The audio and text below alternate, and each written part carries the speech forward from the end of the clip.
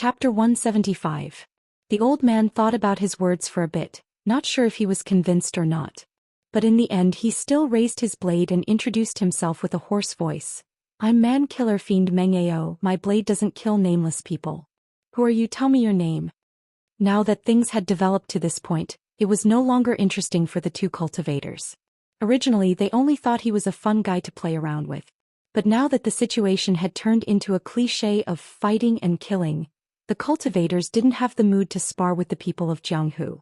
And they didn't want to waste any more words with this man-killer fiend Meng Ao. Ziguzi casually took out a talisman from his sleeve, flicked his wrist and threw it out. Then he quickly walked towards Black Blade Ingjuran and man-killer fiend Meng Ao, extending his hand. As soon as the talisman was used, the two Jianghu cultivators felt a sudden sense of weakness, silently cursing in their hearts. This wasn't a feeling of weakness from a fierce battle, nor was it a feeling of physical exhaustion from hard work. At that time there was still a bit of qi left in their hearts. Even if their bodies were tired, their hearts still wanted to persevere. But right now the feeling they were feeling right now was a feeling of powerlessness on a fine spring night, or the feeling of lying on a bamboo bed by the window listening to the sound of falling flowers. Their bodies didn't want to move and their hearts didn't want to move either. They didn't even want to hold their blades. A talisman that could be easily written by an emptiness realm cultivator instantly subdued the two Jianghu cultivators. Ziguzi walked in front of them and stretched out his hands, grabbing them by the neck like he was grabbing chickens. He easily lifted them into the air and shook them violently. Clink clank clank clank clank.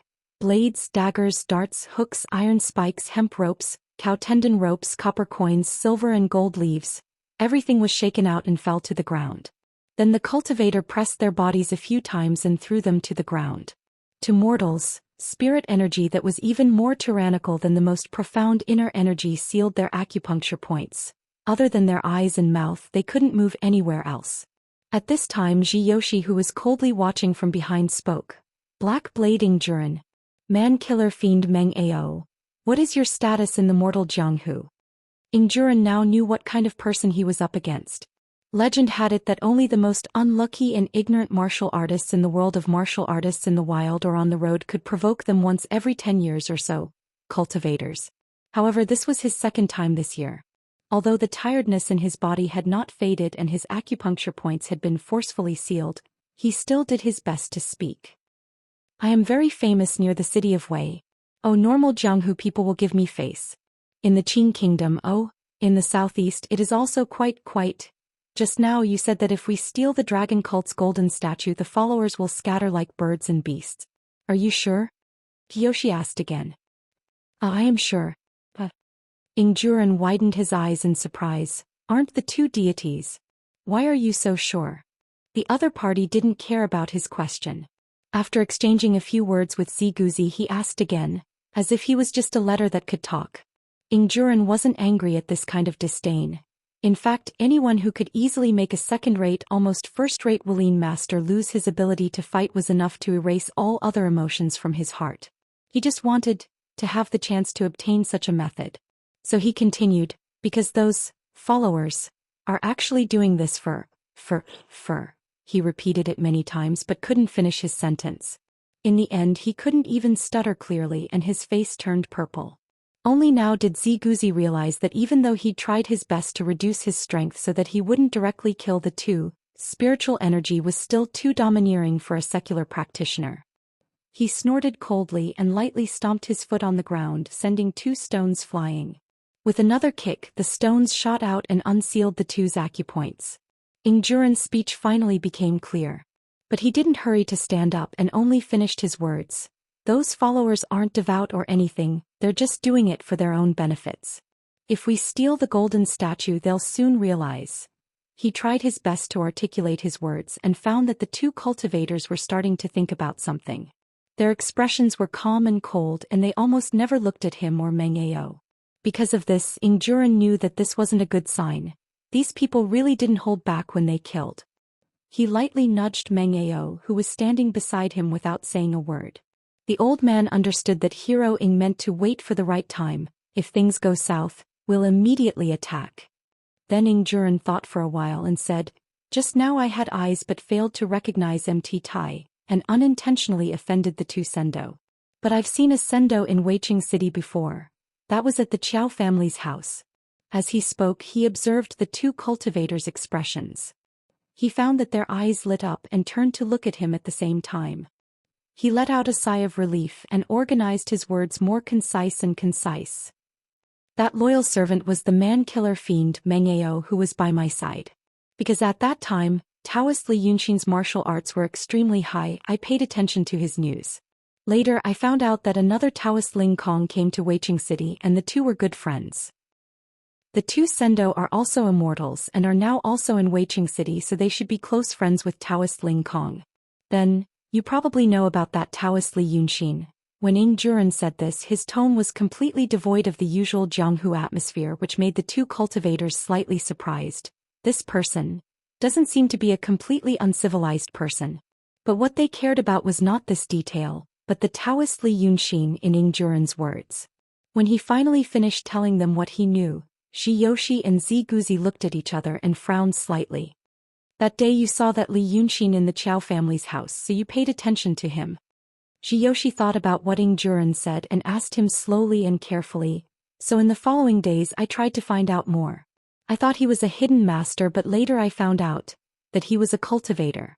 Because you paid attention to him and inquired about him, you knew that he spoke in a strange way. How strange. Ying Juren suddenly realized that he had made the second mistake tonight. These two cultivators and that Li Yunxin were not the same kind of people. But for the people in the secular world, they couldn't be blamed for making this kind of mistake. Just like how the common people in the market all thought that the officials in the capital were protecting each other and working together to support the emperor. Knowledgeable people naturally knew that this was not the case. There was strife in the officialdom and the emperor was not supreme. However, on the issue of Xian men and immortals, the most knowledgeable people in the secular world were not much better than the ignorant people in the view of the officials in the capital. Not to mention him. But at this moment, Xianxia's eyes were full of seriousness and curiosity, so he had to answer. Ying Juren took a deep breath. This is strange. That is to say, the way he speaks is very unique. He likes to say a few strange words, curse words. It is said that he likes to curse people and has a bad temper. These are all words that no one has ever heard. For example, words like retard, psychopath, and so on. You also said that a friend of yours saw Li Yunxin again a few days ago.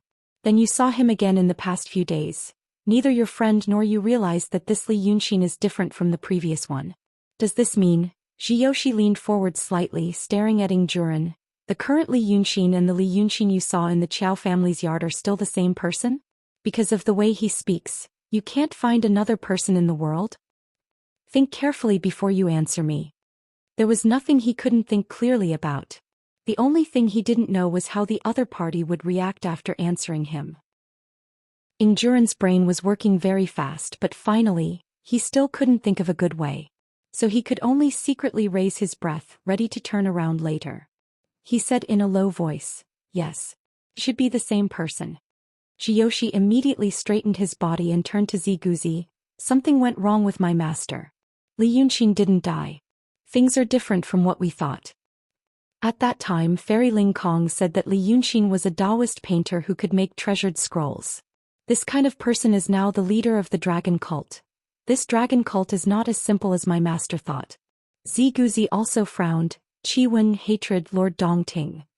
These things may be different from what we thought. This news is. The two cultivators looked at each other. The next moment, a smile suddenly appeared on their faces. Amazing. They weren't nervous at all. Not even a little bit. They thought they had the ability to do so. A true state cultivator, 36 wills and emptiness state cultivators gathered in the city of Wei. With such a magnificent lineup, they could flatten the Wei River Prefecture within 3 months. Even if something went wrong, it would mean that it would be the work of the two of them and not a crisis. The young man we met during the day is Li Yunxin. Taoist painter. I heard from the senior cultivators that he's not good at fighting. No. It's because of Taoist painter. What do you mean? We are good at meeting enemies on a narrow path, and that Taoist painter is good at planning. Li Yunxin must be prepared, we can't be careless. Taoist painter is also a cultivator, it's good to be cautious. Alas. That's true. But Taoist painter. Doesn't have any inheritance, he can't be that good. Unfortunately, we don't have any good treasures. If there is, that's true. If there is any treasure, alas, if we capture that Li Yunxin, it will be a great achievement. The two of them spoke very quickly, and in the blink of an eye, they had said so much, leaving Ying Juren and Meng Ao aside. The two Jianghu experts looked at each other in the dark alley, wishing they could plug their ears. Although they didn't understand, they knew that they were talking about the secrets of the cultivation world. If they heard it, how could they let them go? In the end, Zhiyoshi sighed, speaking of treasures. Alas. Last year, during the Heaven Sovereign's Christmas, I went to the Kongyun sect. Do you remember Taoist Red Clouds, one of the 3 disciples of the Kongyun sect? His cultivation of wills and Tao were really mediocre. However, he hid a rui in his sleeve, and once he took it out, it shone brightly and all the evil ghosts avoided it. So I asked him, what do you think? That rui, as long as you're a direct disciple of the Kongyun sect, you'll have it. I'm really envious. Ziguzi also sighed with him but then shook his head. Brother, you don't have to be envious of them. Let's talk about the Dragon Son's hatred. Dragon Son. Once he's killed, the dragon horns, dragon scales, dragon tendons and dragon souls are all treasures. Our master is a generous person, so we can't miss out on some benefits. As for that Li Yunxin, if we catch him and ask him to paint a few scrolls for us, our master probably won't say anything. That's right. But let's talk about this tomorrow. Zhiyoshi stopped talking, glanced at Ying Juren and Meng Ao, and suddenly thought of something. Maybe it was because he was in a good mood because he had just obtained an extraordinary skill, so he asked, from what you said just now, it seems like you have a grudge against the Yu residents in the Eagle King Castle. But why did you come to the city of Wei to provoke the dragon cult? Ying Juren hesitated for a while and then said in a deep voice, I want to help my friend get revenge. Zhiyoshi thought this was a boring reason. You would also do this kind of thing? What friend? After finishing his words, he was about to leave. The two Jianghu masters thought that they had heard a secret, so the other party would definitely kill them. But in the minds of the cultivators, there was no need for that. Although killing them was just a matter of moving a finger, there was a sin of killing, and if someone found an excuse to kill indiscriminately, in the future it would not be worth it. They had all heard about the incident where Fairy Ling Kong killed Pan Nanzi. It was like brushing the ants on the table onto the ground because they didn't want to dirty their fingers instead of crushing them to death. One talisman could make these two people sleep for half a month and then everything would be fine. After all, they were just two people from the secular world. In the eyes of the cultivators, they were just people. But after asking this casually and taking 2 steps forward, there was no reply. Zhiyoshi turned around and took a glance. If he was too scared to speak, injured, or thinking about how to answer, Zhiyoshi would continue to walk. He just asked casually and didn't care about the answer. But all he saw was that Ying Juren sitting in a dark corner, with only his pale chin exposed. His lips were tightly pressed into a line. He still didn't want to answer. You don't know what's good for you. Kiyoshi raised his hand. Since he didn't want to answer, he didn't want to hear it either. It was easy and fast to switch between one thought and another. Just now he was afraid of some trouble and didn't want to kill him. But at this moment, because the other didn't want to answer, he suddenly felt a little unhappy, and then he realized that there was actually a reason to kill him. Not wanting to dirty his hands, brushing the ants off the table and thinking about something else, he casually crushed the ants to death. For an ant this was a matter of life and death, but for a human it wasn't even a big deal. A blue light appeared on his fingertip. Li Yunxin could release spirit energy to shatter an emptiness realm cultivator's ocean of qi. An emptiness realm cultivator could also release a bit of spirit energy that was almost non-existent to cultivators, but deadly to mortals. When Ying Juren saw the green light, he subconsciously raised his hand as if he wanted to block it. Man-killer fiend Meng Ao also saw the blue light and stood up, as if wanting to jump in front of Ying Juren. But then he heard a frivolous voice. I suddenly feel like this person isn't bad. What do you guys think? Followed by a sickly sweet voice. Whatever the great king says, it must be true, followed by a soft voice. He, that old man, oh my great king, that old man from House Qiao. Before Ying Juren and Meng Ao could figure out what was going on, Ziguzi and Zhiyoshi were already alerted. They didn't notice that there was someone hiding nearby. Several talismans appeared in their hands. Layers and layers of light flashed on their bodies. Then Ziguzi stood guard in front, while Zhiyoshi held a talisman at the back. leaning against the wall with a yellow talisman on it, and shouted, "Who are you?" A second later, the experts appeared. A white-clothed young man sat on the wall on one side of the alley, one leg on the wall, the other dangling down. He held a tears bamboo fan in his hand, smiling faintly. He wasn't looking at the two of them but at Ingjuren and Meng Ao. A black-clothed girl with a pretty face sat beside him, her legs slanted to one side.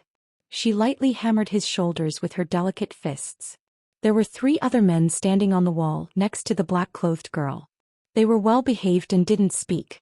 Their faces were shrouded in darkness and couldn't be seen clearly.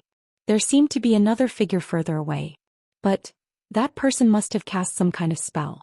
In fact, these people had been sitting or standing on the wall, looking at what happened just now. Now that they had revealed themselves, they no longer concealed their presence. Zhou and Ziguzi looked at each other, and their expressions didn't look good. Because at this moment in the alley, demon aura soared to the sky. It was the leader of the dragon cult, Xianxia. The 2 Daotong cultivators were still thinking about what this sudden incident meant, and whether they could escape unscathed from the siege of the demons. On the other side, Xianxia spoke to Black Blade Ingjuren. "So you're my fan? Then let me ask you, who are you avenging?" Ingjuren had 100 things he couldn't understand. But he only knew one thing: the people on the wall were extremely arrogant. Looking at the 2 cultivators' reactions, he realized that this group of people was ridiculously strong. He didn't need to think about anything else. He knew that only these people with demonic auras could save him and Meng Ao today. But even so, he was still stunned and didn't answer immediately. Xianxia wasn't angry and only looked at him with interest. "What, you still don't want to say?" Ingjuren took a deep breath. Sendo's magic power is strong, but he doesn't know about the affairs of the Jianghu. That person, if the information is leaked. Enough. Xianxia raised his fan and interrupted him as if he didn't care about the answer. He pointed at Ingjuren and Meng Ao, then turned to Zhou and Ziguzi. "I'll protect these 2. Chapter 176. Zhou and Ziguzi didn't quite understand what "I'm covered" meant. But cultivators knew other cultivators best, and they knew demons best. Therefore, they knew that the other party didn't care whether they could understand the meaning of the words, just like they didn't care about what the 2 secular people said. However, judging from the tone and expression of the other party, they could roughly figure out what the 3 words were trying to convey. These demons and that Taoist priest Danqing Xianxia were very bold. Now that immortal Yunzi was in the city of Wei and there were dozens of cultivators in the city, they dared to show up so openly. After having such a thought, the 2 cultivators felt a little calmer, and felt ashamed of their panic just now. Appearing at this time and in this way, it seemed that the other party just wanted to convey an attitude or send a signal. The whole city of Wei was under the control of Daotong. If the 2 of them really fought fiercely here, the delicate balance in the city would be broken. However, after all, the other party had more people and they didn't know the means of Taoist priest Danqing. Therefore, after a little relief, Zhou saluted to Xianxia with a cold face. "Li, I didn't expect that you didn't die. But Taoist priest Danqing is also a cultivator and he cultivates the way of the heavenly heart. Why are you with demons?" Xianxia stared at him for a while and then looked at Ziguzi. Then, while pointing at the 2 with his fan, he turned to the demons beside him and said, "Sheriff, Xianxia is now in the emptiness realm. Shuxiji and intent realm. The speed of your cultivation is already inconceivable for human cultivators. But when it comes to fighting, whether you can win or not, the realm is only one aspect. Experience, Taoist magic, equipment, mentality, courage, and so on are all very important. Now, the 2 below, one is in the emptiness realm and the other is in the intent realm, and their realms are almost the same as yours. However, they are more skilled than you in Taoism and have more fighting experience than you, so you are probably not their match. Don't be dissatisfied, Xianji." Xianxia's attitude infuriated Zhou and Ziguzi. Xianxia's disdain was different from the disdain of those ignorant mortals. This disdain came from a fellow cultivator. In fact, it couldn't even be considered contempt. It was disregard. However, they were not Ingjuren or Meng Ao. He did not think that the other party was much more brilliant than him. Although Taoist priests in painting were rare, it wasn't unheard of. Some heavenly caves and sects would worship them. In the eyes of the cultivators of Daotong and Kenzo, Taoist Danqing was not a very orthodox cultivator. In other words, It was a simplified version of a cultivator. They only cultivated realms, not Taoist magic. Previously, Zhou reminded Ziguzi to be careful of Taoist Danqing Li Yunxin's means. Even without Taoist magic, Taoist Danqing's painting scrolls and formations were very troublesome. However, this cautious thought was overwhelmed by the disdain they suffered. The two Taoists who had only gone through the love tribulations were irritated. They thought that even if they were not as good as the others and could not defeat the demons, they needed to let them know that the cultivators of Daotong were not ants that could be crushed easily. They were not ordinary mortals. However, Zhou was more determined while Ziguzi was a little hesitant. He was in the realm of conception. However, according to Li Yunxin's tone, the two with the lowest cultivation were also in the realm of conception. He was afraid that he would suffer a more troublesome injury which would affect his future cultivation. Therefore he stopped them. After all, they have the advantage in numbers. Senior brother, we'd better lie low for a while. Don't you realize what kind of situation we are in today? But Zhou looked at him seriously. The dragon cult has a plan in the city. Now that they know that we may take action, they came to do something. So someone came and did something. A warning, an ultimatum. If the two of us show weakness and let them do whatever they want, not only will we lose face for Daotong and our master, but we will also be ridiculed by them tonight. Only by letting them know that we are not to be trifled with can we gain respect. Respect comes from power.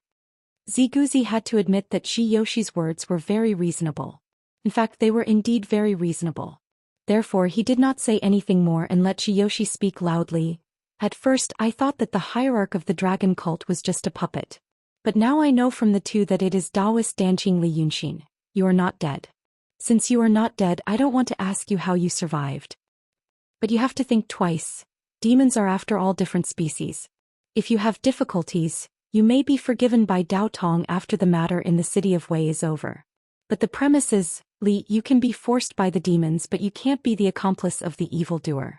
Li Yunxin heard his words and felt that Zhou's words were beautiful. Not only did he make his position clear, but he also gave himself a way out. Therefore he glanced at the chicken spirit and shook his head with a smile. Are you really not convinced? Fine, I have spoiled you before. You still don't know how dangerous the Jianghu is.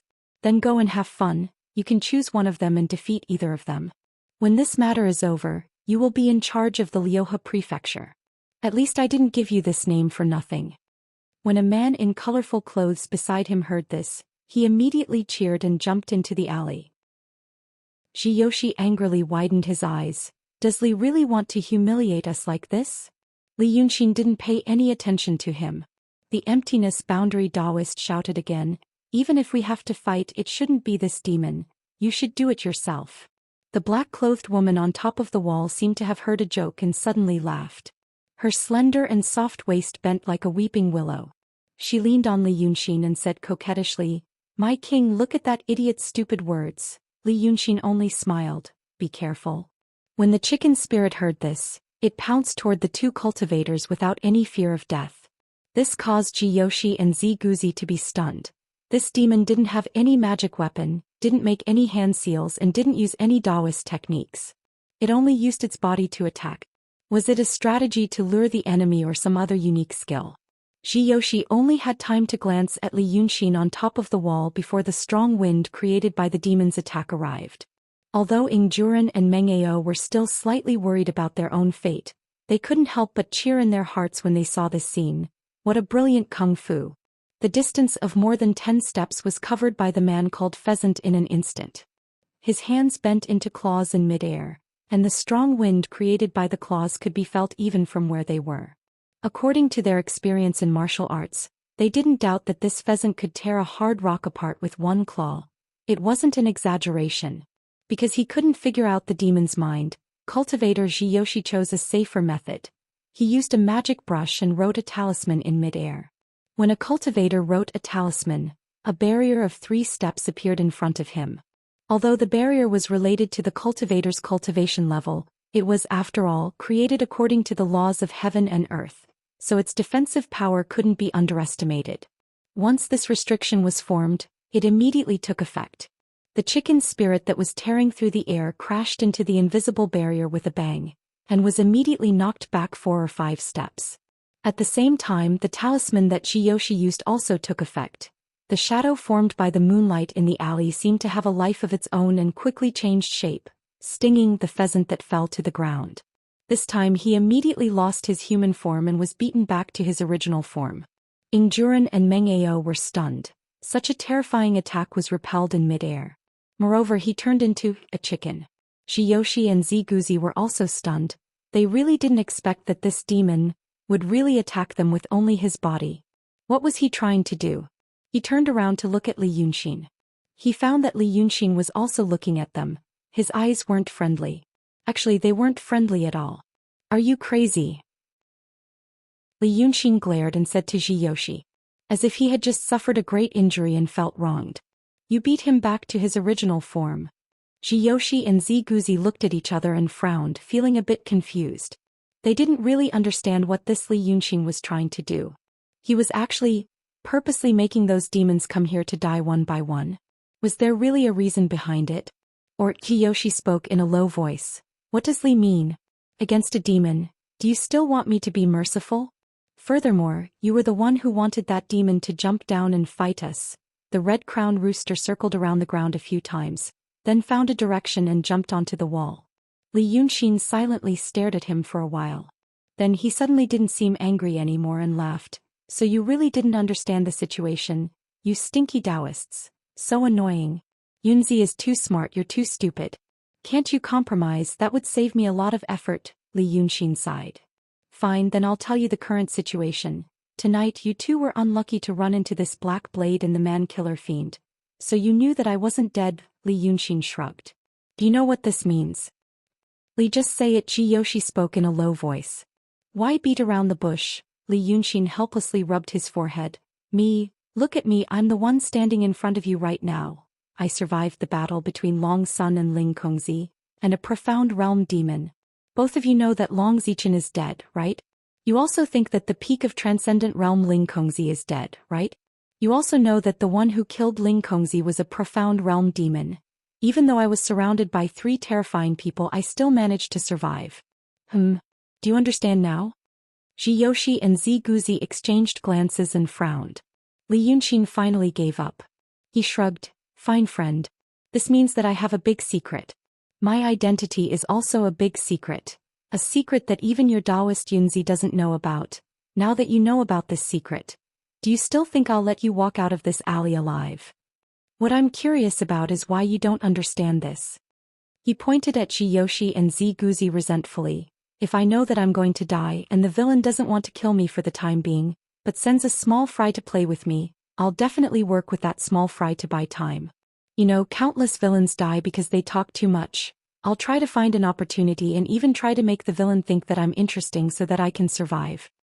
But you just beat my Red Dragon ambassador back to his original form. So let me ask you, friend, are you crazy? You don't want to live? Hearing the words of this Taoist priest named Li Yunxin, Xianxia and Ziguzi finally realized that they were not facing a normal cultivator. This man was a lunatic. Moreover, he was an extremely arrogant and egotistical lunatic. It was reasonable for him to surround them in the alley and ridicule them.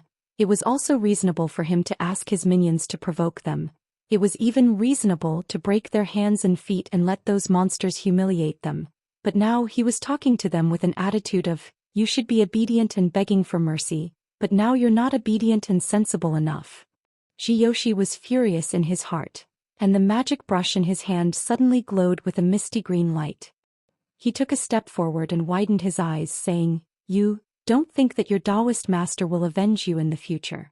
Li Yunxin waited for his anger to brew, then looked down at him coldly and interrupted him. Now you think that I'm unreasonable and arrogant, and you're angry that you want to fight me even if you have to die. Although cultivators cherish their lives very much, the two of you are in a low state and you don't know what it means to cherish your lives. As he spoke, he stood up and put away his previous arrogant and frivolous attitude.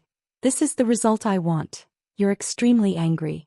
Because only when a person with extreme anger dies will his obsession be extremely strong, and he will remember the things that happened before his death deeply. But after all, there is still a little hope in your hearts. This hope comes from my own funeral. What else do you think Yunzi will do? Now let me tell you. The reason why I killed the two of you in this alley tonight and didn't worry that Yunzi would destroy the dragon cult out of anger is because, under the two cultivators' shocked and incredulous gazes, Li Yunxin smiled cruelly and added the last sentence. He asked me to do this. I kill the 36 cultivators and he will get the power that Dao Tong gave him. I live and he benefits. Welcome to the real world. Kill them. Such words set off a monstrous wave in the hearts of the two cultivators. The shock made them unable to calm down and think about whether what the other said was true or false. Zhiyoshi's eyes twitched and he quickly blinked a few times. Suddenly he shouted at Li Yunxin furiously, "Even if I die, I'll drag you to the grave with me. Take this move of mine." He finally decided to attack this Taoist priest. Before he died, even if he couldn't kill him, he would at least leave a wound on him. However, the man in white standing coldly in the darkness on top of the wall didn't move. He just slightly bent his finger. For some reason it reminded Zhiyoshi and Ziguzi of the way they killed the two Jianghu people. The two cultivators felt their hearts plummet. It was as if the alley had suddenly been separated from the world. And the few monsters standing on the wall and that Li Yunxin seemed to have gone far away. The people and events in this alley were temporarily cut off from this world. Just like what they did during the day. Just stronger. Then they heard someone talking in the darkness on the other side of the alley. The voice was sharp and weird, making people's hair stand on end. You guys. You're not qualified to be killed by the king. Humph, how dare you? Kneel down when you see me. I'll play with you. They saw a fiery red figure walking out from the darkness. Flames suddenly appeared. Chapter 177. The flame lit up the alley. The light itself turned into a substance like water or mist. Because of the law of insulation fruit, it only existed in the alley and didn't spread out at all. This made the person in the flame clearer and more dazzling. At first, the two cultivators thought it was a female general with a red helmet and red armor. Flames that appeared out of thin air surrounded her feet, spiraling and blooming on the ground, like a flaming dress. The flame licked the ground and the wall, and the steam made the air hot and twisted. The female general had a pair of fiery red eyes, and her pupils were like thin black lines. This meant she was a dragon's. A terrible and ominous premonition suddenly rose in the two cultivators' hearts. Because of this fear and surprise, they finally saw the armor on the female general clearly. It seemed to be more than just an armor. The red hard armor only protected the dragon lady's head, chest, hips, arms, shoulders, and elbows. The other parts. The cultivators originally thought the gray color was the inner lining. But now they realized that it was actually covered with a large number of scales growing out of her body. The shape of the armor was strange and they had never seen it before. But the two huge, ferocious-looking arm shields with sharp blades on the elbows left a deep impression on them. Now the hands of the dragons were also burning with flames, and the 5 fingers and palms turned almost transparent red in the flame. This didn't match her sharp and demonic voice. But the cultivators didn't have the mood to judge the other's appearance, voice, or even eyes. Ziguzi stared at the dragon lady who walked out of the flame with a terrible momentum, and felt his fingertips trembling slightly. And he said to his senior brother with the same trembling voice, Z. Zhiyoshi let out a sigh and clenched his teeth. He knew that the one in front of him might be hatred. The dragons that appeared in the city of Wei. Besides hatred, who else could it be? But he didn't expect that hatred's avatar was actually a woman. Now the woman stopped 5 steps away from the two of them. She was slightly taller than the two cultivators. So she looked down at them, and the light of the fire threw dancing shadows on her face. When she spoke again, her voice was still shrill. But his tone became slower, languid, and deep. This made her sound like a little girl who was full of malice and was staring at the 2 little toys with cruel curiosity. She was dangerous and unpredictable. Oh, I've waited for so long. As she sighed with emotion, she stood in front of 2 cultivators in the alley, with her back to Li Yunxin and the 4 demons on top of the wall. Therefore only Zhiyoshi and Ziguzi could see that she was rolling her eyes strangely. One of her eyes was staring at the 2 cultivators, and the other was tilted to the side. He seemed to be looking at the people on the wall. Naturally, she could not see the people behind her through her own head. Therefore this strange scene only lasted for a very, very short moment. It was so short that the two people who were about to die wondered if it was an illusion because of the fire and the shadow. At this moment, Xianxia and Ziguzi suddenly realized something else. If the dragons in front of them were hatred, that Li Yunxin could actually tell her to kill them, in such a casual but obviously condescending tone. Who was he? Xianxia suddenly turned to Li Yunxin and frowned. You?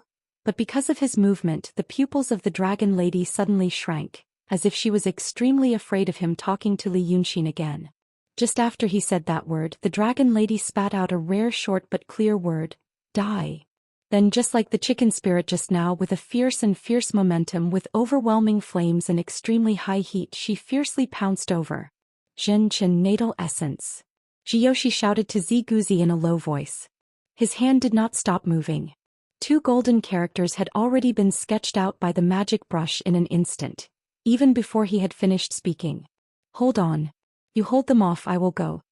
Ziguzi spoke almost at the same time and his figure suddenly became blurred. The two said different things and did different things, but their purpose was the same.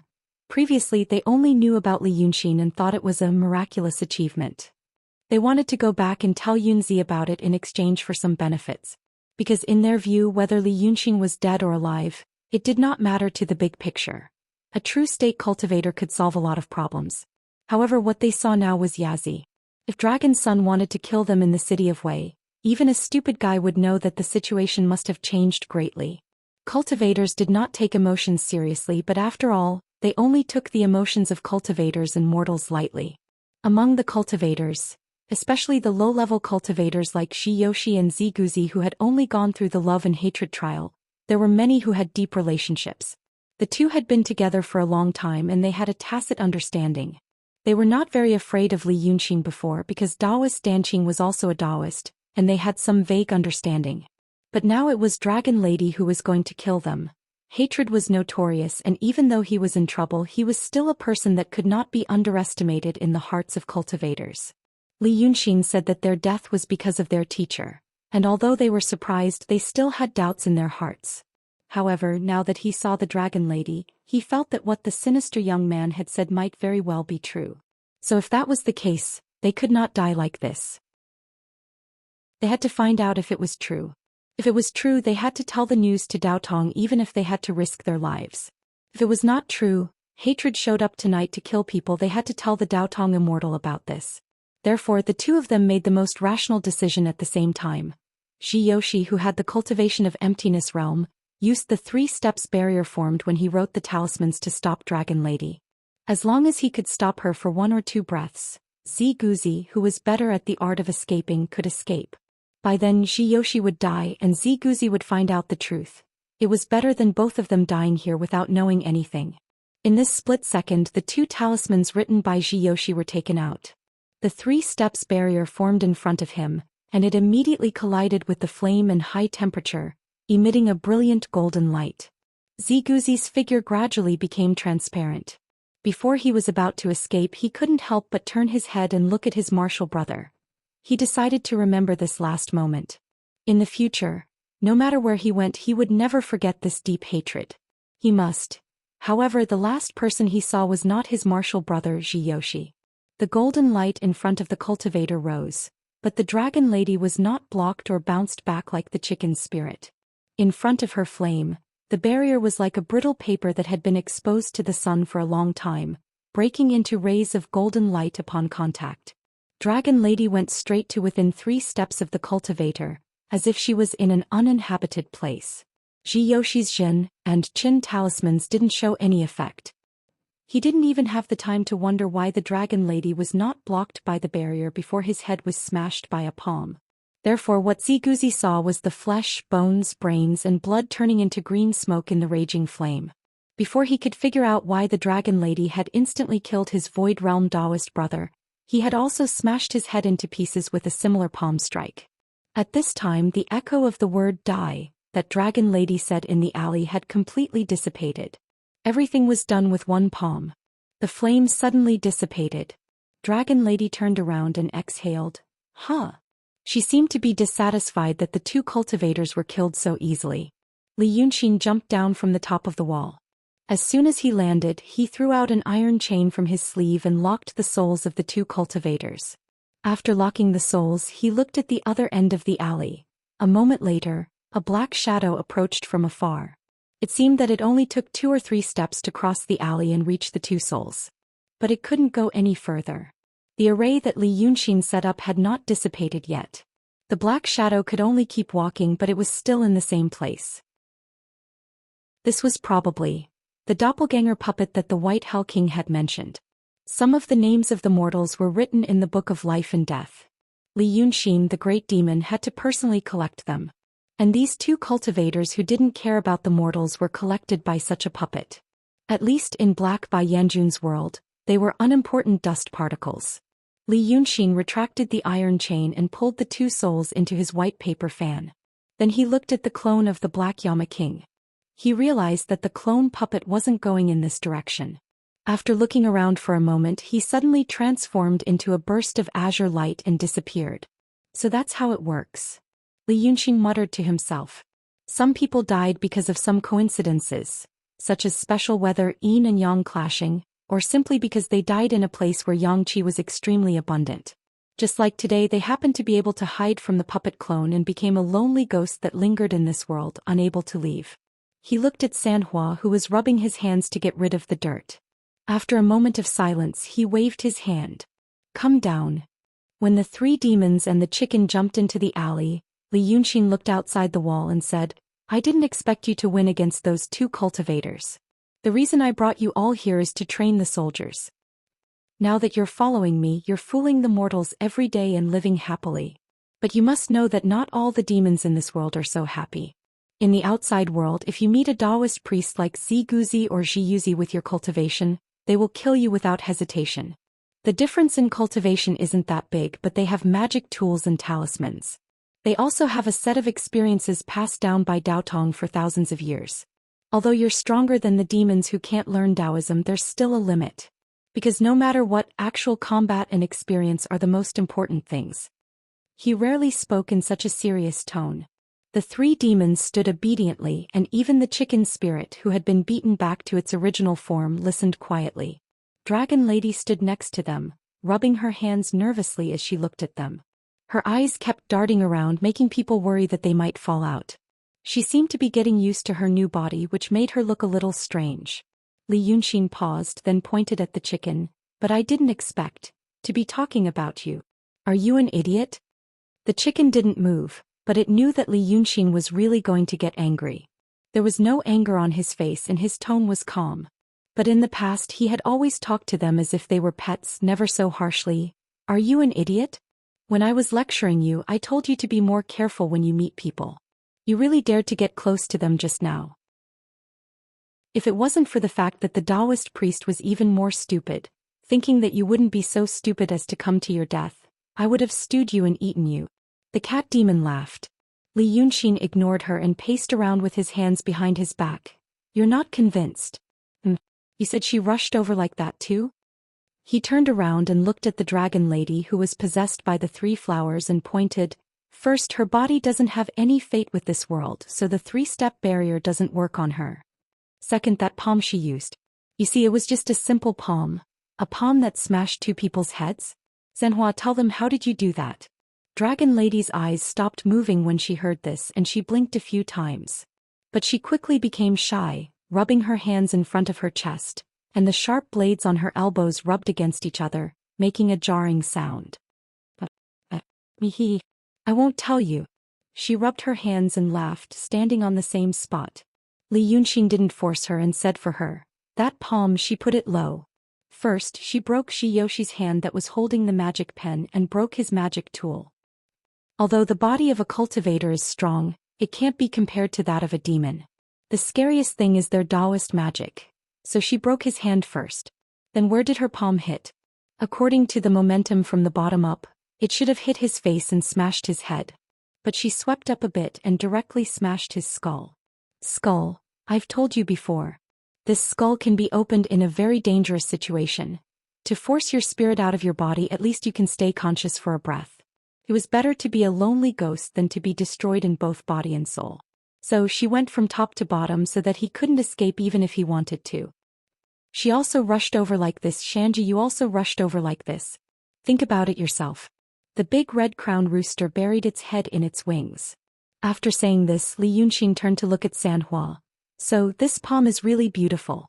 Then little demon cat, where did you learn these skills? It was not difficult to know some common sense. But it was more difficult to use common sense in a fight. She rushed over fiercely and she did two things at the same time. This was a kind of fighting instinct that had been honed for a long time. Because of this instinct, she used her hidden advantage that her opponent didn't know to kill an emptiness realm Taoist and a Taoist with intent realm with one palm. The problem was, she was just an emptiness realm middle-level Taoist. Sanhua was confused by his question and she blinked while standing by the wall. She pretended to think for a while and then giggled, I forgot. Chapter 178. Since she said so, Li Yunxin didn't ask much. He looked at her seriously and said in a gentle tone, tell me when you remember. Then he didn't wait for Sanhua's reaction. He turned to the other end of the alley and gently waved his sleeves. With a swishing sound in the wind, the array formation he had set up was lifted. This part of the alley was reconnected to the real world. Then he saw the figure at the entrance of the alley. Li Yunxin knew that the figure was a doppelganger. When a cultivator reached the true state, the word true referred to the transformation of the soul into the real body. A cultivator of the true state could divide his soul into another self. He could think and cast spells. Everything was the same as the real self. The only difference was the strength of the soul and the ability to exist for a long time. Cultivators included Taoist Danqing. Taoist Danqing of the true state could use the soul of some Yin gods to draw a real body for them. This was another form of the soul into the real body. When Li Yunxin first met Mrs. Sanhua, he told her that it was a blessing to meet Taoist Danqing. He was talking about this. However, he was at the peak of the transcendent state, so it was impossible for him to do this. The transcendent state was to turn the virtual into the real. Once the painting was destroyed, the substance would disappear as well. However, Li Yunxin destroyed the painting that Sanhua possessed in the yard, but the real body was still there. This should be the method of the true state. There were probably only two people in the world who knew the secret behind it. Even he himself was still trying to figure it out. So when Yu Yunzi's clone saw the dragon lady behind Li Yunxin at the other end of the alley, there was a moment of shock on its face. It was genuine shock. But he quickly hid his expression. The doppelganger didn't move forward. He only asked from the other end of the alley, you killed them. The voice sounded hollow in the alley and the tone at the end of the sentence was low. It was not a question but a statement of fact. I did. Li Yunxin answered. Why did you set up the inhibition formation? I didn't see you kill them.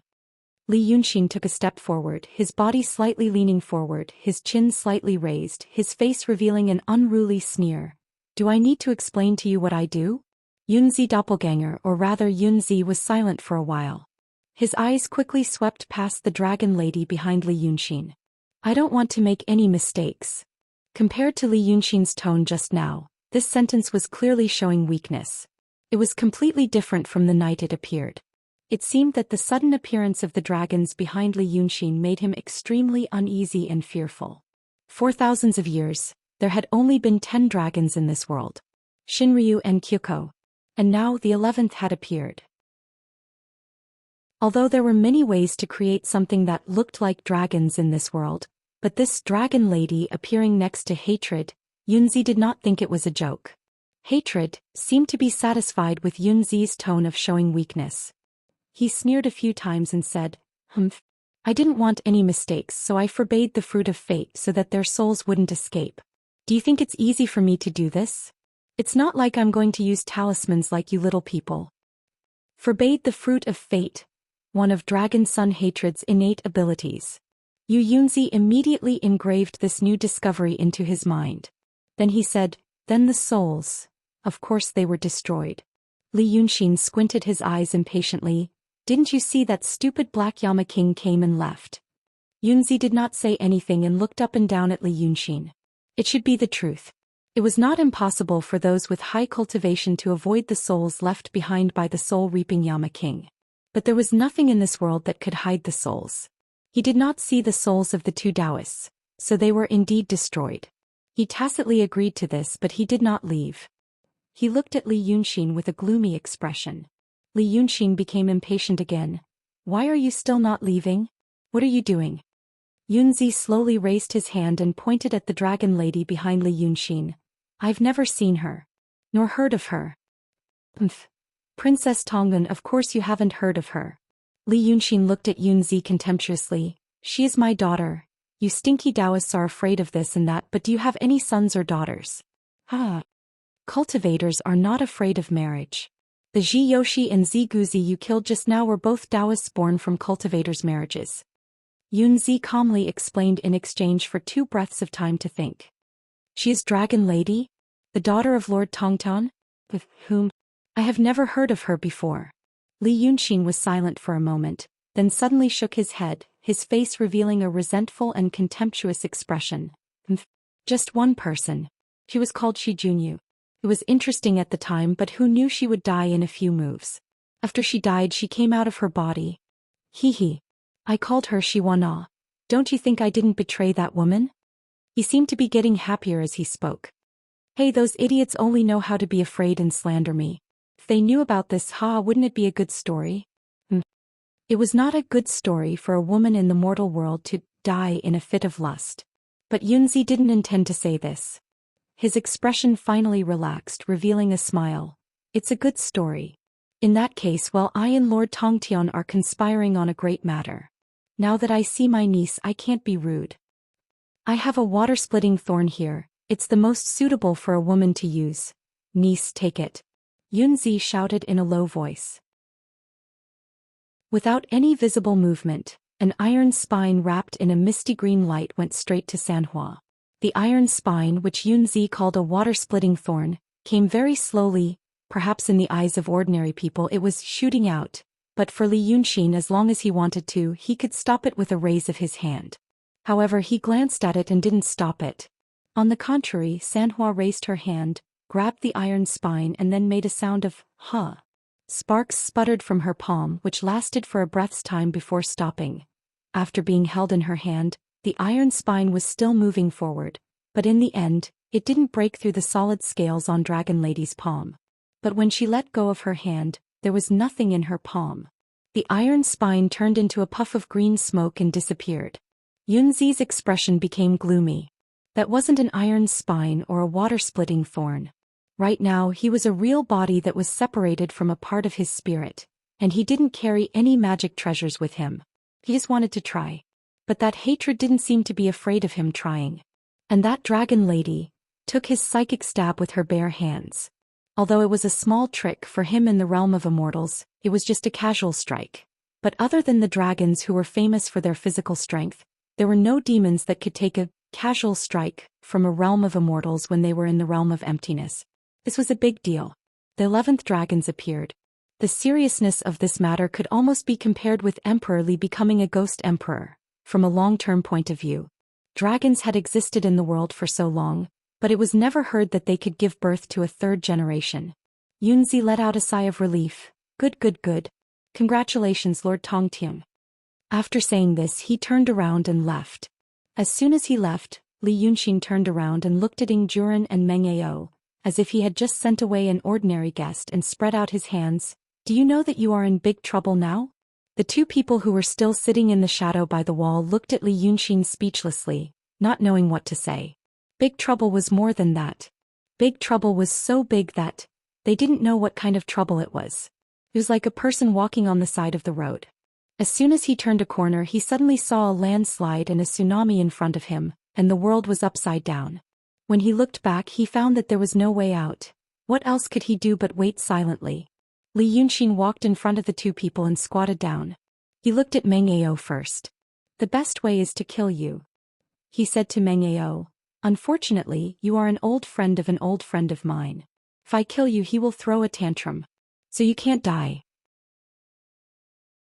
He turned around and looked at Ying Juran. The first time I saw you in the Qiao family, I thought you were interesting. I didn't expect that you are still so interesting after so long. You are not a child nor a young master who just came to Jianghu. You can still be interesting in the wind and rain. You are a really interesting person. And I don't want to kill you. The two Jianghu warriors carefully breathed a sigh of relief, but they didn't feel relieved. There were too many people in Jianghu who laughed and talked wittily, and then turned around and cut people into pieces. And whether they knew it or not, the beautiful young man in front of them was indeed good at it. So they still stared at Li Yunxin's eyes. But they couldn't look at him directly. That would be considered a provocation. They could only stare at his throat. After looking for a while, they found that his skin was shockingly smooth. It didn't even have pores and skin texture like a human. It was just a layer of smooth and tight skin. Sure enough, he was a demon. So they quickly looked away and only looked at his clothes. Li Yunxin thought for a while and sighed. Tell me about it. You followed those two fools for a few days. You must have seen Lu Gongzan, right? People don't dare to recognize him because he has become younger, but you must have seen him when he was young. Old Meng, if you know he is in the dragon cult, why did you still come to the dragon cult to make trouble? Meng Ao had been silent. But when Li Yunxin mentioned Lu Laodao, his face finally became lively. He looked at Ying Juren. The latter frowned and nodded. Then he quickly glanced at Li Yunxin. Meng Ao opened his mouth. His voice was very hoarse. I know that my old friend is in your cult. But thinking about. Li Yunxin smiled kindly. Don't be burdened by your thoughts. Say it boldly. In front of me, there is no such thing as a crime because of your words. Meng Ao looked at his face as if he had made up his mind. Sigh. To tell you the truth, I originally wanted to break up the dragon cult and then deceive my old friend to go to the mountain. Our castle is indeed lacking a strategist. Li Yunxin clapped his hands. Oh, you even left a way out. The castle. Why do you need a strategist? Can you tell me about this? He pointed at Ying Juren. In the eyes of the two martial artists, Li Yunxin, the people behind him who didn't speak and only stared at them with creepy eyes, the two cultivators just now and the person who appeared and left were all the same kind of people. Immortals, demons and demons. No matter what kind of fight they had, no matter who was strong or weak in their eyes, they were all terrifyingly strong, far beyond their understanding. But the two cultivators only asked him some questions casually. They weren't really interested. But the person in front of them, Ying Juren, had been in Jianghu for a long time. He knew that he seemed to be really interested. Once he knew this, he suddenly wasn't so afraid. Instead, it was like he was extremely afraid. A string in his heart broke. Not only was he not afraid, but he also felt, maybe he could grab something. The other party didn't belong to this world. The world he lived in was too mysterious, too magical. And as long as he got permission, he could reach out and grab something in that world. Maybe he could get something that everyone in this world would be jealous of. So he looked at Li Yunxin's expression and said in a low voice, I won't hide it from Sendo. The castle he was talking about was the Black Stockade Castle. The Black Stockade Castle is on Mount Chuyun. Mount Chuyun is 300 miles east of the city of Wei, separated from the Wilderness Mountain. Get to the point. Li Yunxin interrupted him. Everyone hasn't had dinner yet. Mainly, what kind of organization is your Black Stockade Castle? Does it have any anti-human tendencies? Sendo, you mean, what does our Black Stockade Castle do? Ying Juren asked tentatively. Li Yunxin patted his palm with his folding fan, turned around and said to the 5 demons with disappointment, Look. I like people who can understand me. It's hard to talk to you guys. Learn it well. After receiving his praise, Ying Ju heaved a sigh of relief. We are from Black Stockade Village. Our Black Stockade Castle is, Sendo doesn't eat the food of the common people, so he doesn't understand the suffering of the common people. But right now the Daqing state is already finished. Great. I like this tone. Li Yunxin sighed in admiration. So your Black Stockade Castle is a mafia-style organization that intends to stir things up. And the scale is quite large. Right now you've already started to consider the problem of personnel. So, are you planning to bring Lu Gongzan up the mountain and do something big? Are you planning to get rid of the Qing Emperor and become the emperor yourself? Ying Juren was in a daze. He thought for a while before saying, Sendo, our Black Stockade Castle is only planning to enforce justice on behalf of heaven. You know, right now. How many people are on the mountain now? Li Yunxin ignored him. 200 people. Great. How long have you been working on this? 200 desperados? Or old and young people? 200 people who can fight. 1,000 old, weak women and children. It's already It's been more than 3 years since I started planning this. Li Yunxin stood up, took 2 steps back and let out a long breath. He stared at Ing Juren for a while, gave him a thumbs up and exclaimed, "You're AF *** King Genius." In the hinterland of the Daqing state 300 miles away from the city of Wei, a place where people won't starve to death if they put up with it, 1,000 people are going to rebel. Ing Juren hurriedly waved his hand. No, Sendo, I'm just acting on behalf of heaven. You come and work with me. There's no future in that place. Li Yunxin paced 2 steps on the spot. Qian Mountain, I've heard of this name. It's a remote place with many rocks and dangerous terrain, so there's not many people. So, no one will care about you for a while if you set up a stronghold there. But if you want to rebel, that place can't be a base. I guess it's a problem for you to eat now. Li Yunxin looked at him. That's settled. I'll let you two go back. You two go back and mobilize people, bring people to the city of Wei. Don't worry about what to do when you come to the city of Wei. 300 miles, you two go in batches. If you really come to me, you won't be able to leave in a month. At that time, I'll have the final say in the city of Wei.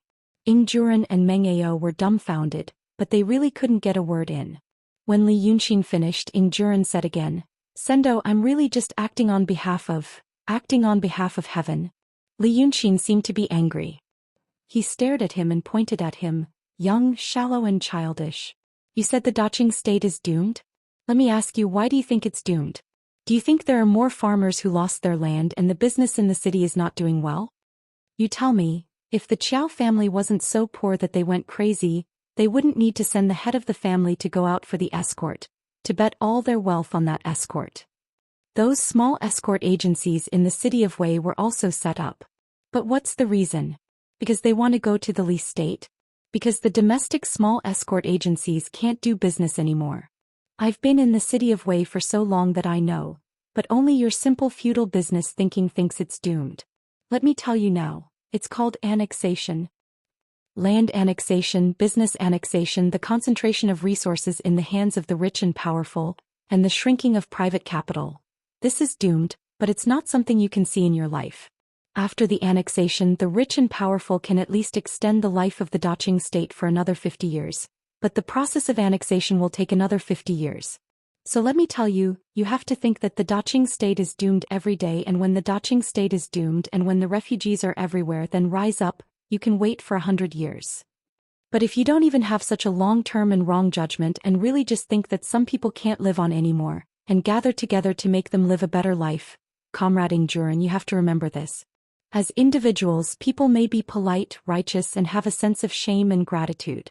But once people form a group, there is no sense of shame and morality to speak of. They will become naked animals of profit. The group will magnify their nature infinitely.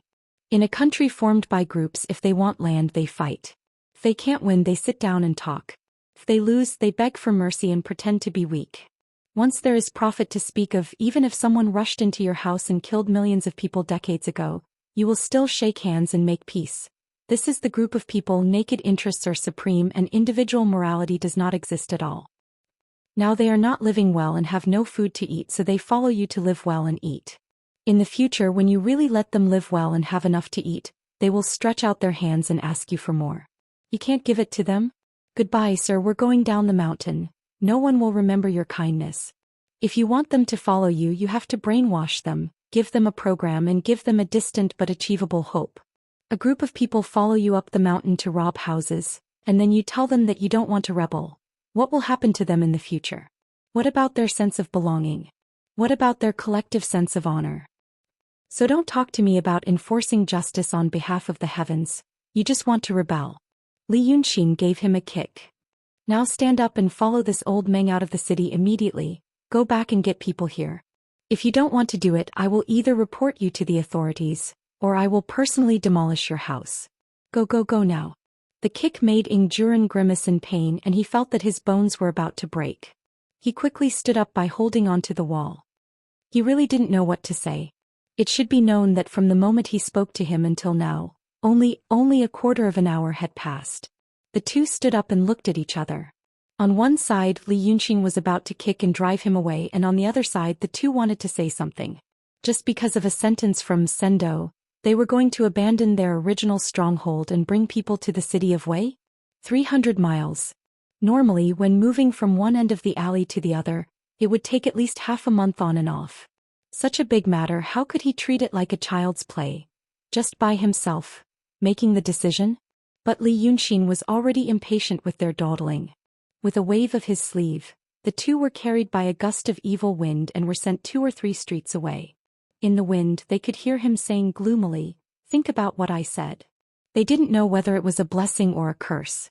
When the alley finally quieted down, Li Yunxin was silent for a while, and put away the relaxed tone he used when he talked to Yingjuren. He looked at the 5 demons behind him. Yunzi is planning how to deal with me. In his eyes, what happened today was just the first step. But in my eyes, the war has already begun. You have gotten much more from me than the other demons. Now it's time for you to repay me. He glanced at the 5 demons one by one and said, I hope that after this war ends at least one of you can survive. Now you have to know something. The second day came. On the second day when Li Yunxin said, the war has already begun, it seemed that no one could feel the tense atmosphere except for him. It was even more relaxed than the previous days. Because at least before all the Taoist priests in the city of Wei died, Yunzi was cooperating with the dragon cult. Taoshi Road was still under construction. But it seemed that as a reward for killing the 2 Daotong cultivators last night, the Yu family came and said, we can build the righteous canal in the farmstead of white beans in the southeast of the city. Building an irrigation system and building bridges and roads were one of the first requests of Li Yunxin. But after the Yu family went to see someone in the Shangqing Danding Sec's office in the city of Wei, this matter was put aside. Now it was restarted. Of course, it was because the dragon cult advised people to do good, so so-and-so, so-and-so and so-and-so contributed a certain amount of money to build a righteous canal for the bean farm. The hierarch of the dragon cult had to show up. That day, a group of people stood beside the bean field that Li Yunxin and Lu Laodao had seen together. At least in the eyes of the nobles who were used to the splendor of the city of Wei, it was a boring and depressing affair. The sun was burning above their heads and the cicadas were screaming desperately. The muddy water from the paddy fields lay in the muddy ditches, where even toads did not like to wallow. 3 rich merchants in thin silk clothes surrounded Li Yunxin and stood on the ridge of the field. Behind them was a group of listless helpers who were waiting for this damn thing to end and go to work or avoid the heat. But the sallow and emaciated people who came from the farmstead by the side of the field now had a strange look on their faces. They did not mention the 3 merchants who paid, but only stared at Li Yunxin and mumbled some vague words, presumably to thank him or to praise him. The 3 merchants felt even more bored. But they could not turn around and leave. Because on the surface they were the ones who paid. But they were the shopkeepers of the shops under the Yu mansion, and they were only there to cover their ears and keep up appearances. So no matter how impatient they were, they knew that the hierarch of the dragon cult was the favorite of the master of the Yu family.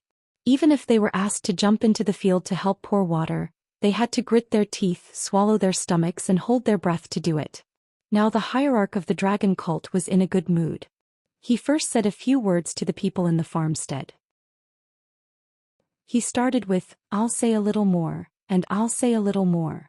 In between he interspersed with, I'll add one more, and there are 3 more points. The ending was a long and terrifying, I'll say a few more words, and the last point. Finally, the grateful bean farmers lifted their sleeves to wipe their sweat, and looked up to see where the sun was now. When he finally finished a lot of tedious words, he announced that he would do the first shovel. Unfortunately, the hierarch of the dragon cult was a great person. He could say beautiful words, was handsome and had a good heart. But even so, he did not know how to build a canal. He first asked where to start, and the rich merchants behind him hurried the helpers as if they had been pardoned and answered. Then the hierarch pretended to count with his fingers, frowned, and said that the direction was not right. The righteous canal was a canal. It was so long and there was a long stream of water in it which contained dragon aura. If the direction of the dragon aura was not right, it was very likely to anger the vast sea and kiss the dragon prince. That was a big deal. Hearing this, the bean farmers were scared and didn't dare to say anything. The 3 rich merchants didn't listen at all and only wiped their sweat. The helpers listened, but they were the ones who built the canal on the other side of the rice field, so they knew that this was nonsense. But secretly, some smart people guessed the idea of the hierarch of the dragon cult, He just wanted to intimidate the bean farmers. Those bean farmers were poor. If you gave them benefits they could negotiate, but if not they would turn hostile and ignore you. They were the true wicked people. It seemed that the young dragon cult hierarch wanted to make those bean farmers feel that he was really unfathomable, so he said these frightening words to scare them. After scaring those wicked people, the dragon cult would come here to recruit more believers. They had already been treated well by the dragon cult, and when they thought of the mysterious hierarch, they wouldn't believe him anymore. So the helpers didn't say anything and just let the hierarch do whatever he wanted. He saw the sect leader take a shovel from an old Taoist accompanying him. It was an iron shovel. Then, ignoring the scorching sun and the dirt in the fields, he pretended to walk back and forth, muttering something. He dug a shovel on a ridge of the fields. Then he straightened his back, cheerfully looked at the crowd and waved his hand. Come, come, Mr. Liu, the second shovel. Don't forget the digger when eating beans and let the villagers remember your kindness. Hearing this, the wicked people clapped and cheered and laughed foolishly. Mr. Liu, who was called by the hierarch, was stunned. Under the gloating eyes of the other two, he forced a smile and walked over. The hierarch of the dragon cult didn't give him the shovel. Instead he said, "If I don't do the first ditch myself, the Dragon King will blame me." Then the two of them worked together to dig the second shovel. They thought this was the end of the matter. Who would have thought that this madman would actually call everyone over to dig together with him? 3 wealthy merchants and more than 50 skilled helpers were here to help.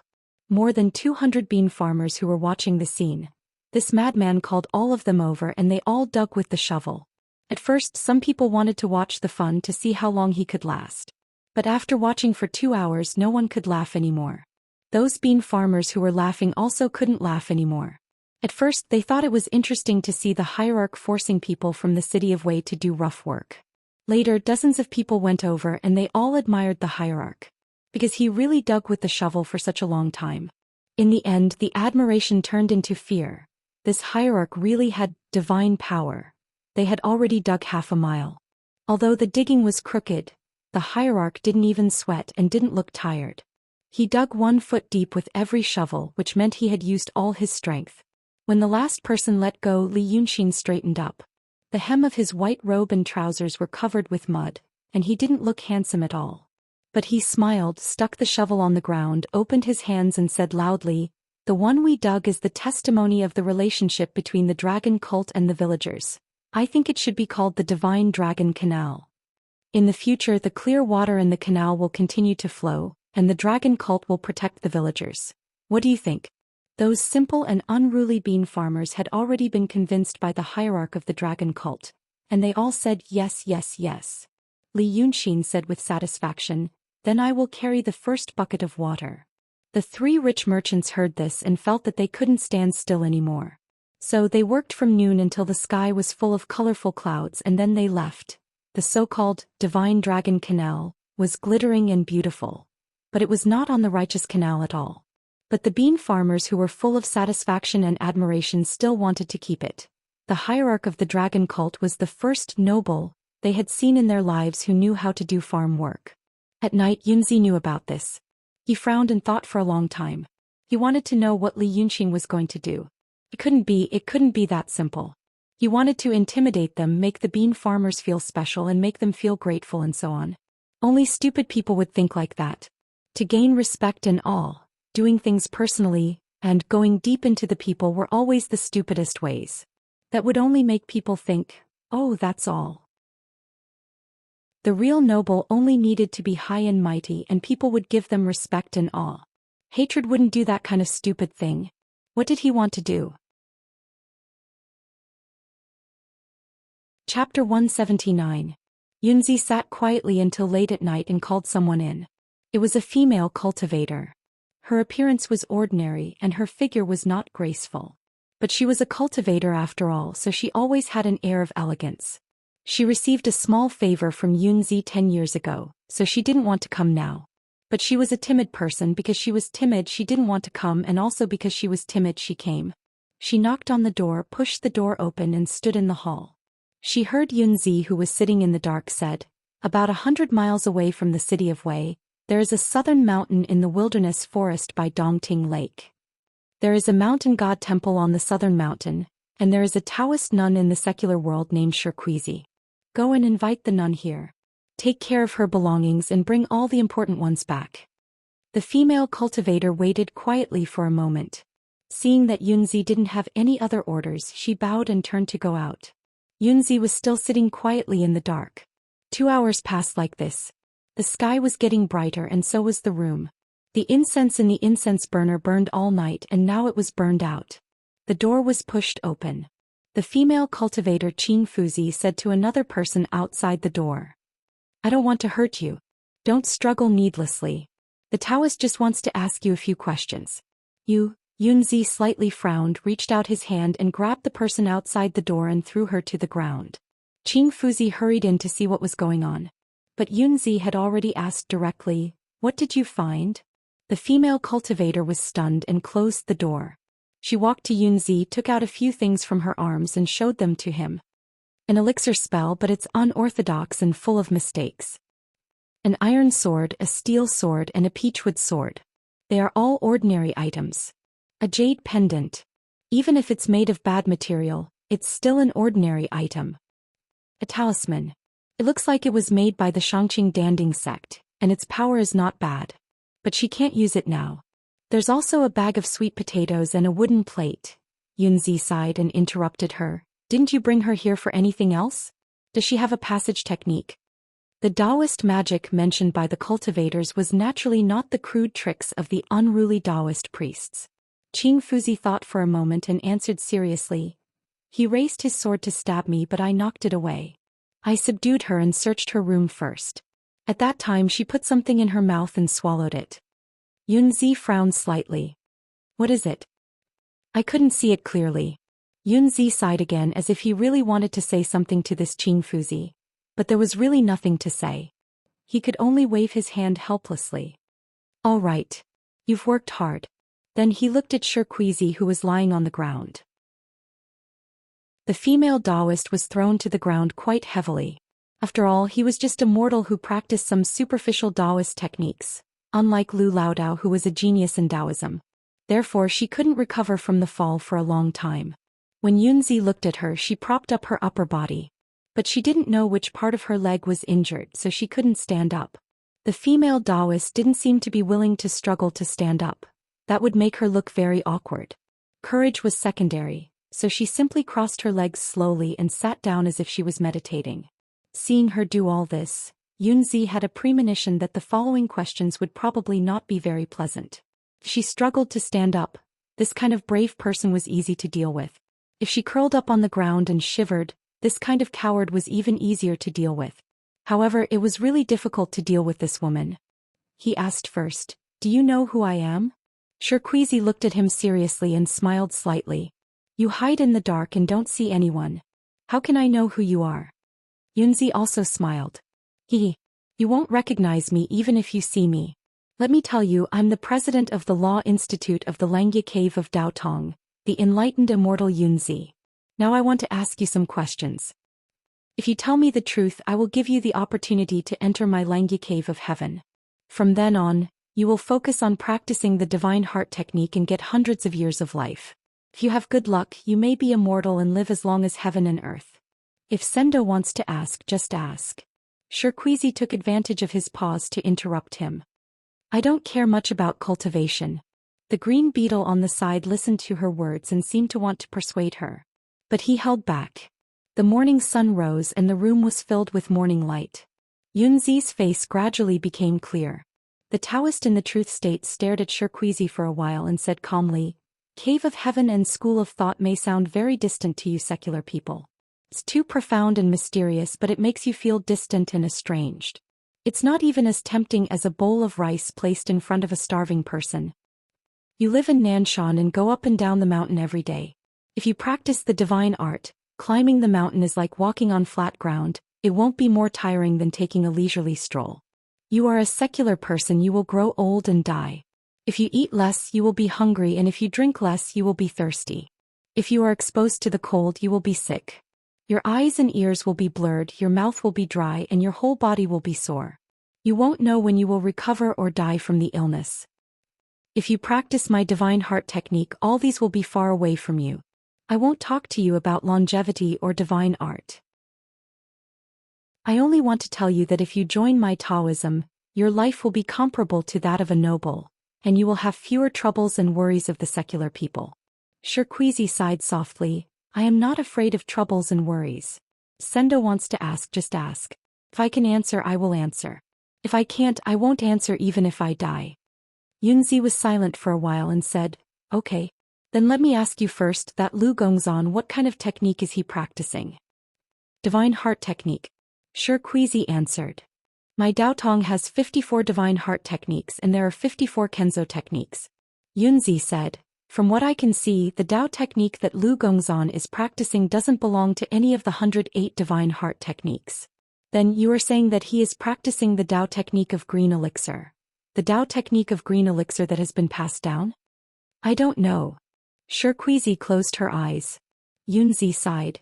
If you enter my heavenly cave and go through the tribulation of love and desire, you will know how laughable your current thoughts are.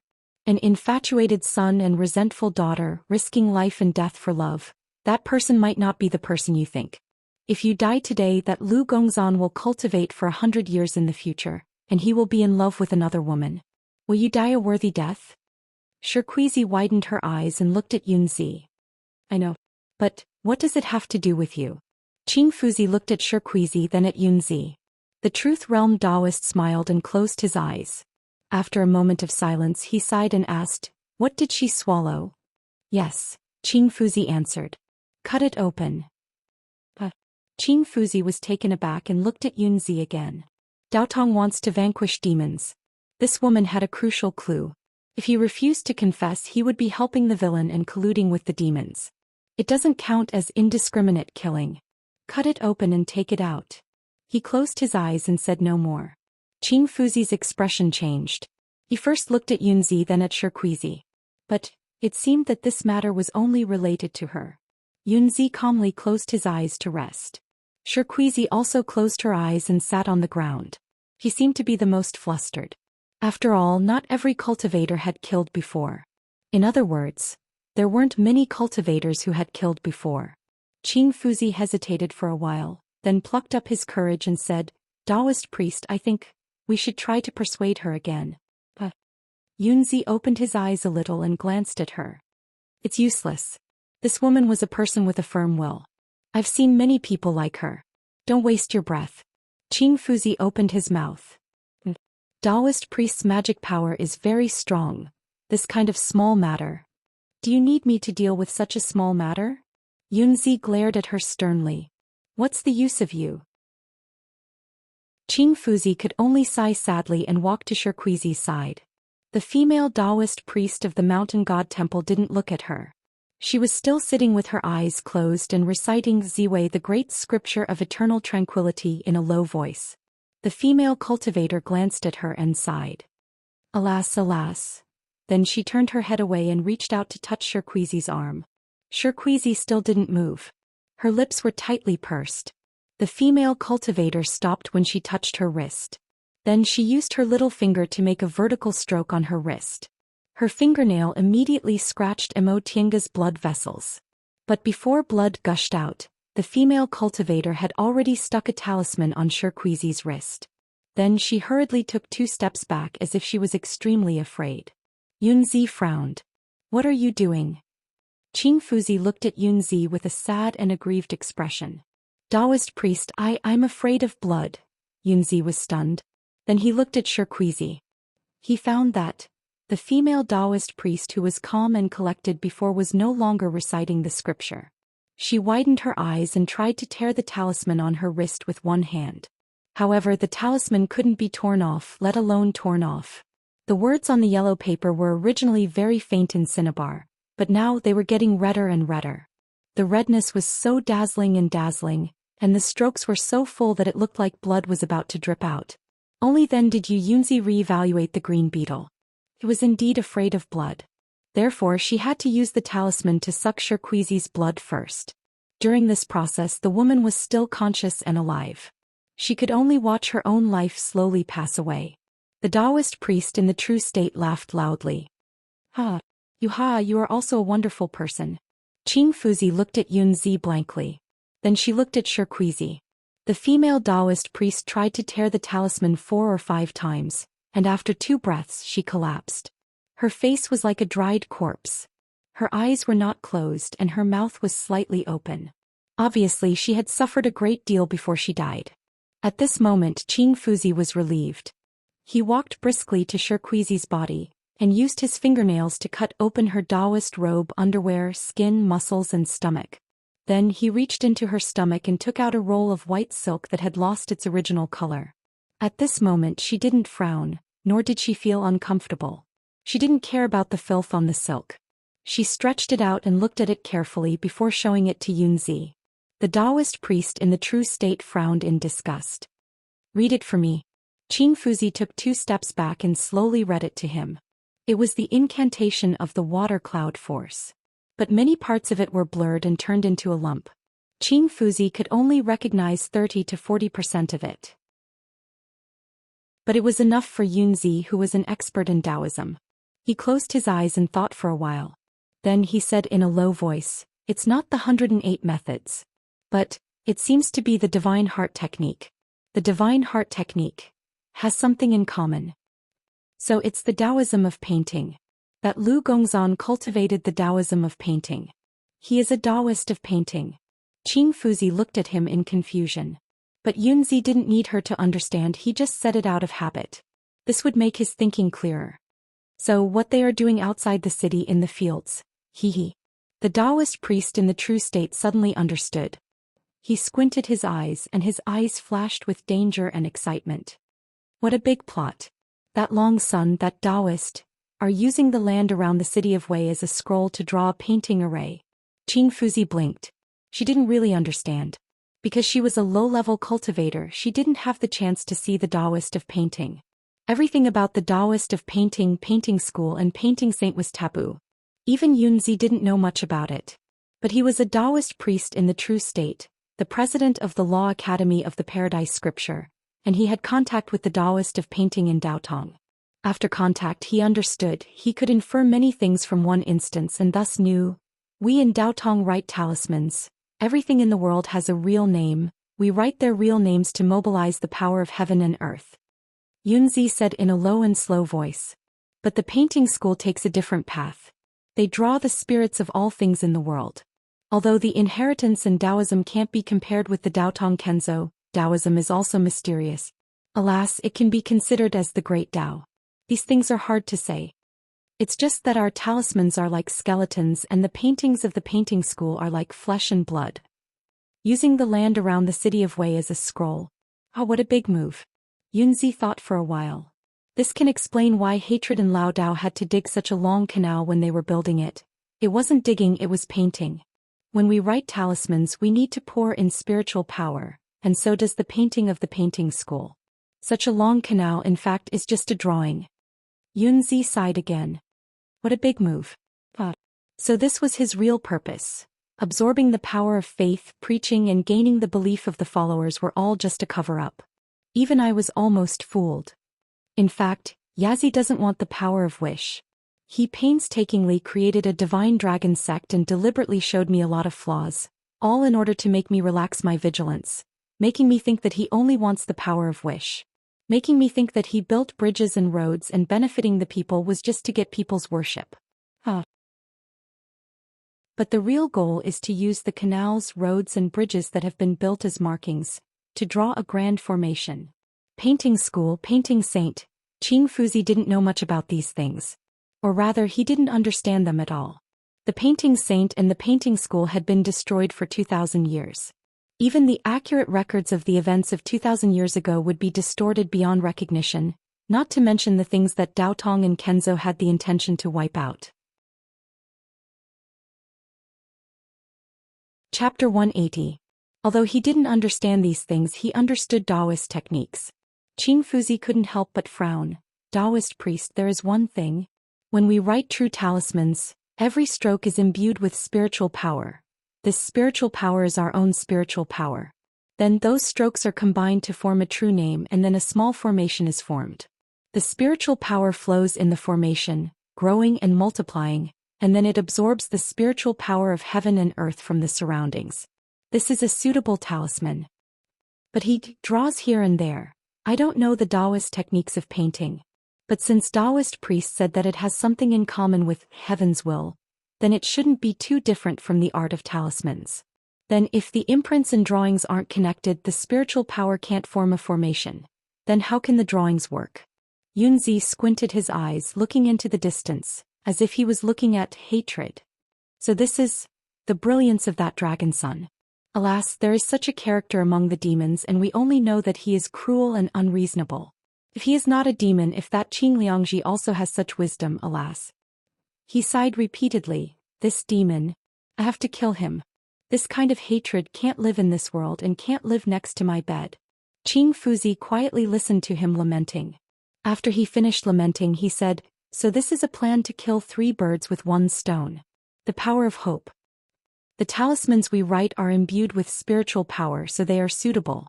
In simpler terms, for a talisman to work, there are 2 basic conditions. First, every stroke needs spiritual power. The spiritual power in the strokes has 2 functions: to guide the flow of spiritual power after the formation is formed, and to ensure that each stroke is not a casual stroke of the secular people, but a Taoist technique. Secondly, this talisman also needs to have sufficient spiritual energy to immerse the entire talisman in spiritual energy. You guys don't know this. Do you know why? Because cultivators below the emptiness realm can't control the big formation, they only need to write on the talisman. Daotong talismans are custom-made to take care of you guys. But if you just write on a regular talisman, the second condition is easily met. The world is full of spiritual power. In fact, the talisman you write is already immersed in spiritual power, so you don't need to think about this problem. But after reaching the transcendent state, cultivators can do another thing: make a big formation. Just like what hatred did, he used the land around the city of Wei as a paper to make a big formation. This is a cultivator's great skill. When he and Taoist Danqing went to dig the canal, they were actually pouring their spiritual energy into the canal. That satisfied the first point. Spiritual power is imbued in every stroke. You can pay attention to this point later.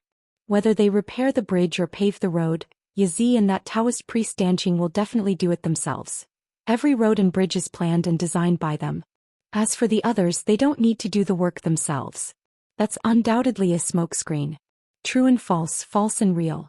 This is Dragon Sun's usual method. This hatred, scheming and cautiousness are really rare in the world. Then, the second point, this talisman or painting scroll is going to be soaked in spiritual energy. Qing Fuzi seemed to be fascinated. In fact, compared to the intrigue, what she was really interested in was this. This was the profoundness of the Tao. The second point, That's exactly what I wanted to say. Yunzi sighed in admiration. If I want to make a big array, the best choice is the city of Wei. There were 300,000 people in the city of Wei, and the yang energy was abundant, which could be transformed into spiritual energy with a little effort. Once the city of Wei was used as the scroll, the talisman was soaked in the spiritual power transformed from the yang qi of 300,000 people in the city of Wei. But this hatred, he's really an ambitious person. He will only use this city of Wei with its soaring yang energy as the finishing touch, as the eye of the array. Then the bigger scroll than the city of Wei, including the cultivated land around the city of Wei, where will the spiritual energy come from? Yunzi stood up while saying, from the power of faith and wish of those farmers and farmers. At this moment, the power of faith may not be enough. But don't forget that making clouds and summoning rain is the special skill of the dragons. At that time, when the dragon sun ascends the altar of the dragon god cult and summons the rain with a loud shout, those farmers who are anxious about the bean seeds, especially in this year's harvest situation where people are going to starve to death, how strong will their faith and power will be? The big array will be completed. Speaking of this, Yunzi finally couldn't hold back the excitement in his heart, and suddenly raised his arms. Suddenly, the spiritual qi in the room was turbulent and the wind was strong. All the doors and windows were opened, and the sunlight from outside the room instantly filled the whole room. And this Yunzi figured everything out and laughed heartily. Good. What an unparalleled demon, Lord Tongtun. You deserve to be my Yunzi's opponent. You have the guts of a dragon and tiger, and I have the heart of a zither and sword. I'll let you die a glorious death on that day. Ha ha ha. Qing Fuzi looked at Yunzi in a daze. He still didn't quite understand what he was talking about. At the same time, Yunzi was not the only one who laughed. There was also Wang Xing, the one who opened a calligraphy and pen shop in front of the abandoned palace square on the street of the old city. His legal wife was the daughter of a concubine from the fourth branch of the Yu mansion. According to Li Yunxin, she didn't look good. But originally he couldn't climb up to a high branch. When the Wang family was on good terms with the master of the fourth branch, the family was still in decline. But when it came to his father's generation, the family was not only in decline, but collapsed. But the master of the fourth branch was planning to recommend a son of the family to be filial to the Wei River mansion. So he fulfilled his wish. The master of the Yu mansion was a man of his word, and he didn't despise the poor son of an old friend. This was a good reputation. Then Wang Xing didn't get what he wanted, and even asked the young lady of the Yu mansion to sell her dowry to keep up appearances. Until one night he met a strange man in the calligraphy and pen shop in front of the abandoned palace square. The strange man gave him the prescription of the black medicine. He was lucky enough to succeed. After a few days of preparation he actually succeeded. But this kind of thing, even if it was done, was useless in daily life. But soon it was said that the Yu mansion was going to help the dragon cult build bridges, pave roads and cut stones in the mountains. Wang Xing knew that his black medicine was powerful, and he remembered that the strange man said before he left that night, "In a few days there will be a chance for you to show your talent." He didn't care who the strange man was or what he wanted to do with him. He shamelessly ran to the fourth branch's mansion, and after a lot of shouting he finally saw the steward and told him about his situation. Empty talk was naturally no proof. Fortunately, the steward watched his wife grow up, and although he didn't like him he still loved his young lady. So he frowned and followed him to experience. Then he ran back to the Yu mansion and told them that the master had gone. How powerful was the black medicine? The black gunpowder prescription that Li Yunxin gave him? Actually, it wasn't. There weren't even any skilled stonemasons who used traditional methods to mine the stones. However, in this matter of the Yu family cooperating with the divine dragon cult, everyone wanted to put in some effort to win Yu family's favor. Moreover, it was also a good thing to have a good relationship with a rising cult. It was said that the person behind the dragon cult was the master of the Xianxia Danding sect in the city of Wei. The master of the fourth branch was worried that he didn't have a way to please his elder brother, and now his son-in-law, whom he had long forgotten, sent a good chance. This was a great joy. He called him to the mansion, talked to him and asked for the prescription. Wang Xing learned to be obedient at this time, and refused to hand over the prescription even if he died. His father-in-law had no choice but to ask him to go with him to see the clan leader, Master Yu. This was Wang Xing's great joy. It was on such a morning that Wang Xing planned to go out. He first went to the fourth branch to see his father-in-law, Mount Tai, and then to see the most powerful person in the Yu family. The day before yesterday he met his father-in-law and received some money. When he came back he cut 3 caddies of meat and stewed it in the pot.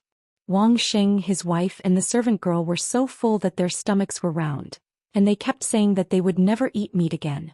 But when they woke up this morning with empty stomachs, they had long forgotten the taste of last night. They heated up the meat soup and meat dregs and cooked a pot of white rice, mixed it with the lard from the meat and wolfed it down. Wang Xing ate until his head was steaming. He untied his clothes and walked to the eaves in front of the door. Looking at the rising sun, he thought about the possible riches and honor, and his chest was filled with heroic spirit. With heroic spirit he was in the mood to write poetry. But after holding it in for a long time he still couldn't say a word. He simply laughed out loud, feeling very carefree. His life had finally turned from the worst to the best. His wife sat on the porch and looked at him with a rare smile. She didn't frown like before, scolding him for not doing proper work and not finding a good job to make money. The servant girl was cleaning up the bowls and chopsticks in the hall. Seeing that the two of them weren't quarreling, she pursed her lips and smiled.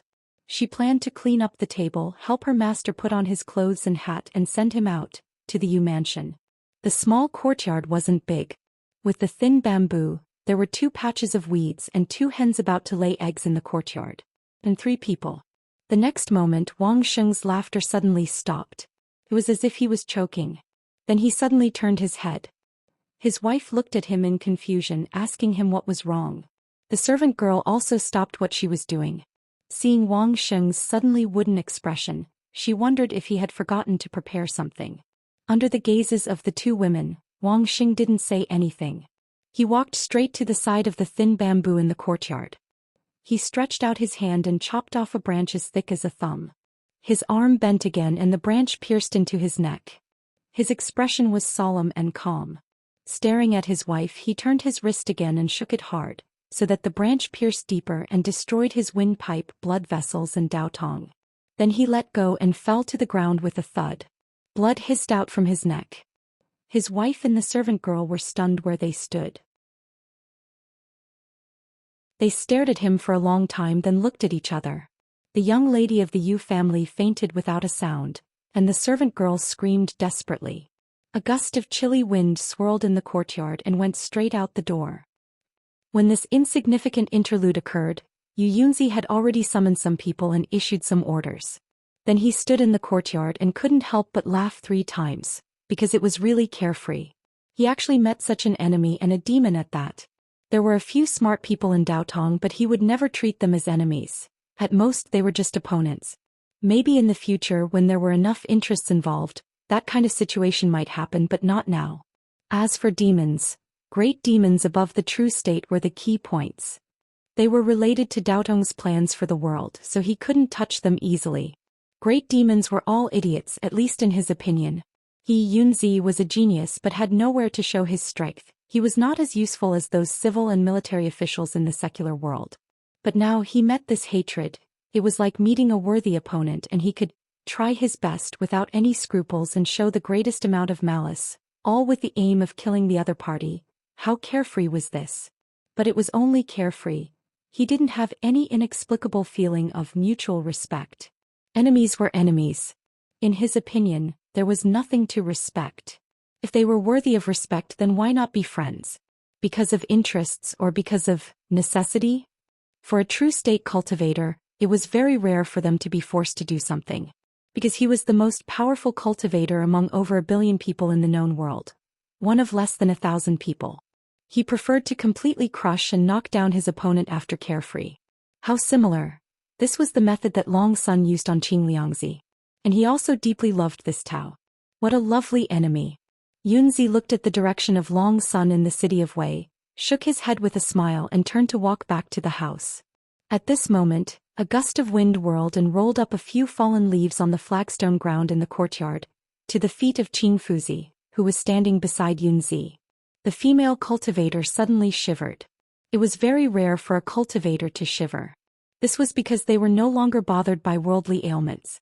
The moment Yunzi turned around, he noticed this and asked one more question. What's wrong? Qing Fuzi turned around and looked at him calmly. When will you kill Long Sun? The tone was calm and very familiar. This was the tone that Yunzi often used. It was the tone that high-ranking and powerful people usually used. After hearing this, the cultivator in the true state took a step back, and a layer of faint light appeared on his body. He looked up and down at Qing Fuzi, and said in a low voice, "Who are you?" "You have a close relationship with Qing Liangzi. So I am the same person as him." Qing Fuzi said calmly, "My name is Lin Liangzi." This sounded like a very strange Taoist name. But because it was strange, Yunzi was a little relieved. Because Qing Liangzi had mentioned to him 2 other people in the Freemasonry. One was called Hai Liangzi and the other was called Li Liangzi. Both were very strange Taoist names. After Lin Liangzi revealed his identity, he immediately returned to the topic. He looked straight at Yunzi and repeated in an unquestionable tone, "He must die. The sooner the better." Chapter 181. Yunzi didn't get angry because of his tone and suggestion. Because he knew that if this Lin Lizhu was really Lin Lizhu, then the power behind him was very mysterious. Smart people didn't need friends, but they didn't need enemies either. However, he was a Taoist in the true state. Except for the 2 sages, no one in the world could talk to him so arrogantly. Therefore Yunzi smiled. "Are you ordering me or begging me?" Different from Qing Lizhu, who was often emotionally unstable, Lin Lizhu was calm and composed, like a Daotong or Kenzo cultivator who had gone through all kinds of tribulations. He made Qing Fuzi's body emit a calm and low female voice. "Neither. I'm just giving you a positive suggestion. Because it's more troublesome for me to do it myself, and I don't have a long-term plan like you in the city of Wei. Since it's a suggestion, don't be in a hurry. Yunzi raised his eyebrows and a little excitement rose in his heart again. It was a feeling that he hadn't experienced for a long time, 100 years. Dragon's son is a wonderful person and I want to play with him. Qing Lizhu of your sect died in his hands, and he was also one of my few friends. Since your sect wants revenge, then don't be in a hurry. When he's at his most arrogant, smash him into dust, that's the most thorough revenge.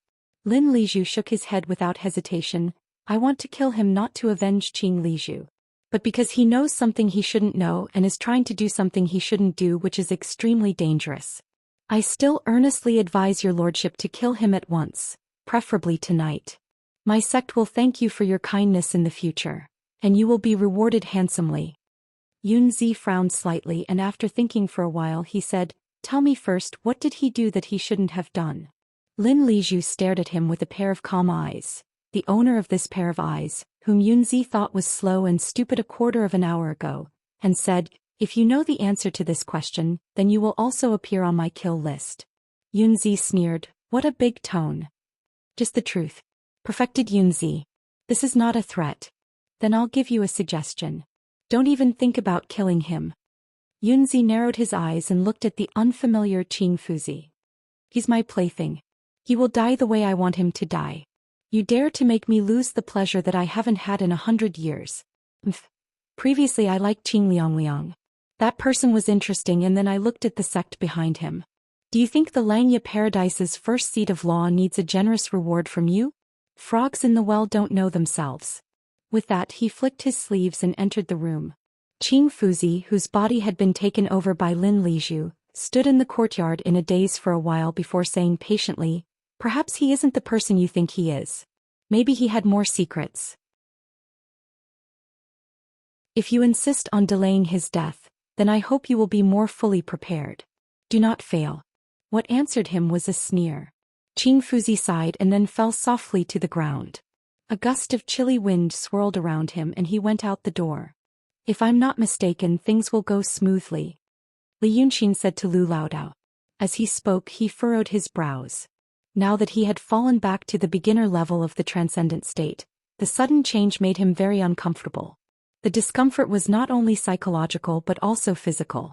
The body was like a container and the spiritual energy was like the water in the container.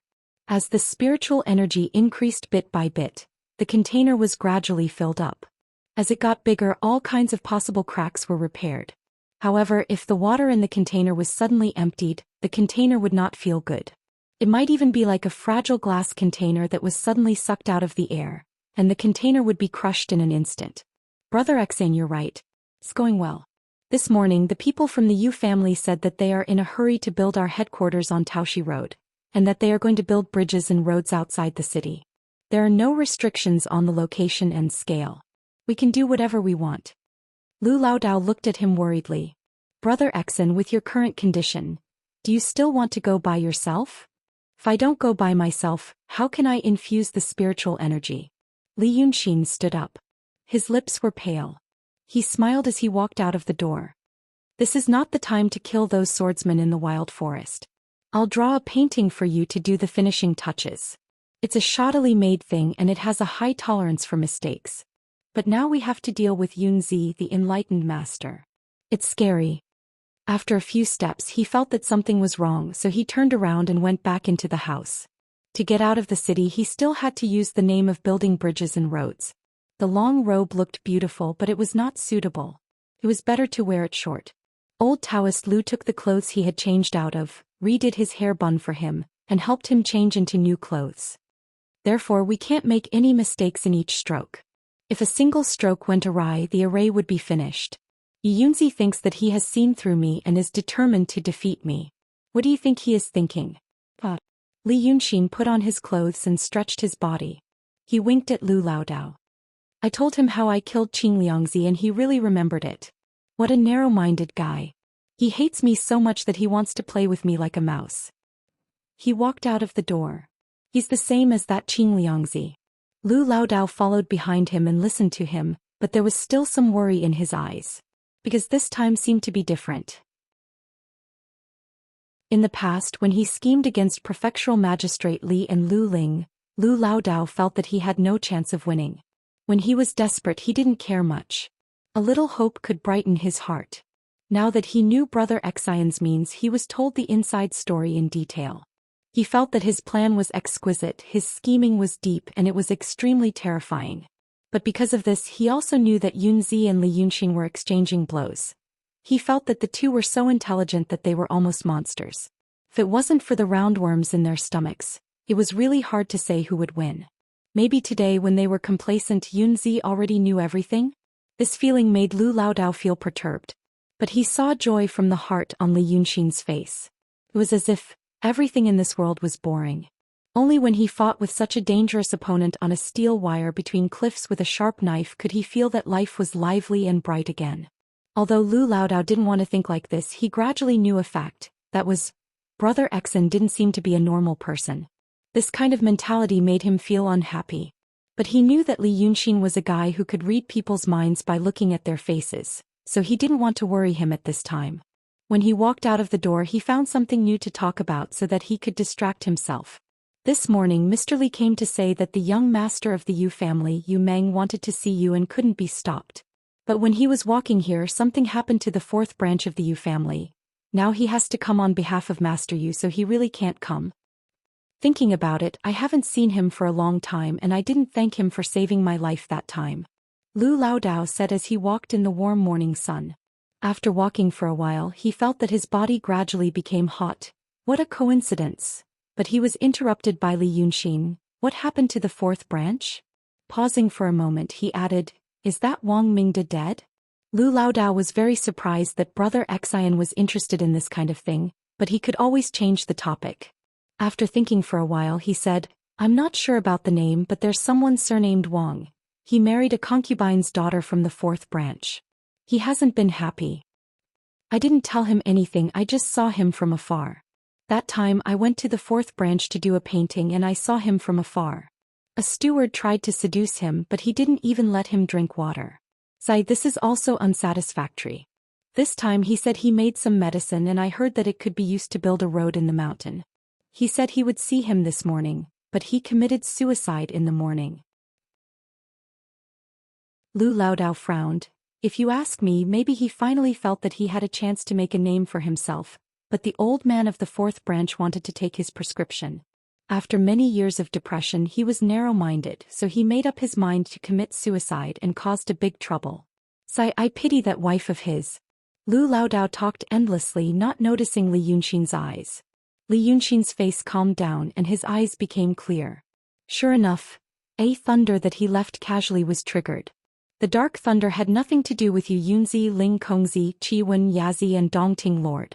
It had nothing to do with what he was about to do in the city of Wei. It was just because he felt that the quantum leap was weird, and the organization behind him was weird, and this world was even weirder according to the limited history he knew. So he randomly found a good-for-nothing person and threw him a thunder. Now it exploded. Did this mean that he accidentally had that absurd idea? It was true. Lu Laodao turned and saw his face and was stunned. He stopped talking. Brother Xian, what's wrong? Nothing. Li Yunxin squinted his eyes and looked around subconsciously. Everyone in the Yu mansion knew that he and Lu Laodao didn't like to be disturbed, so all the maids and servants were dismissed.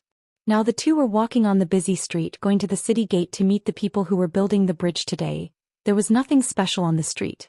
Only he would occasionally hear passers-by mentioning the divine dragon cult. The sun was shining and the blue sky was dotted with a few clouds. Li Yunxin let out a sigh and also to cover up his thoughts and said, Yunzi's people went to Nanshan earlier.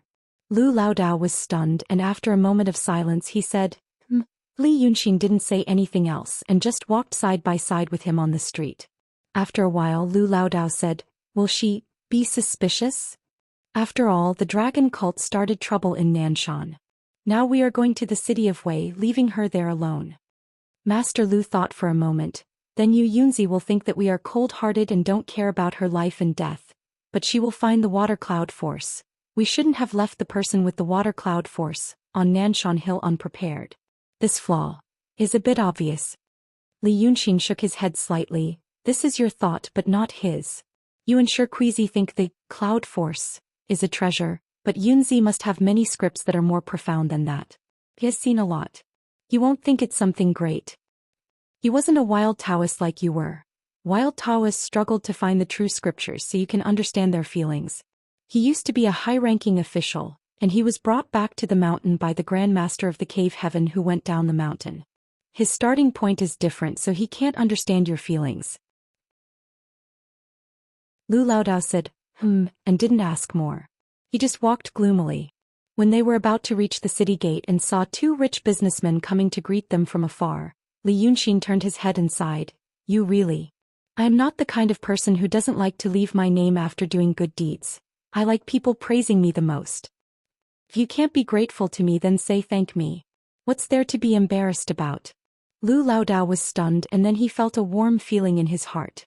He didn't know whether he should smile with Li Yunxin, or keep a straight face or shed tears of gratitude. Finally he walked in front of Li Yunxin seriously, bowed deeply and said solemnly, Thank you Brother Exen. Li Yunxin didn't help him up and accepted the bow seriously. He grinned, You're welcome. Well, you thank me and I accept your bow, don't worry about it in the future. We don't owe each other anything. Finish the work today. Bah. They did 4 big things in one day. The first one was to build a bridge over a small river called Bright Stream. The stream was quiet when the weather was good, but it would flood when it rained. Although it didn't rain often, the dragon cult master insisted on doing things here, so they had no choice but to obey. Li Yunxin and Lu Laodao personally laid the cornerstone.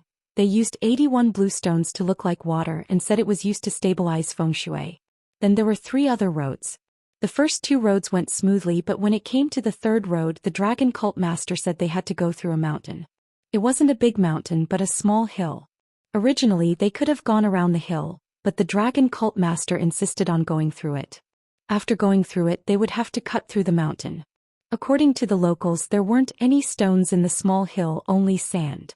It wasn't impossible to cut through the mountain, but it would take some time and manpower.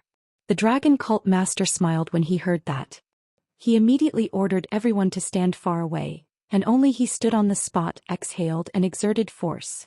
A ray of golden light shot out from his palm and immediately carved out a path in the middle of the small mound.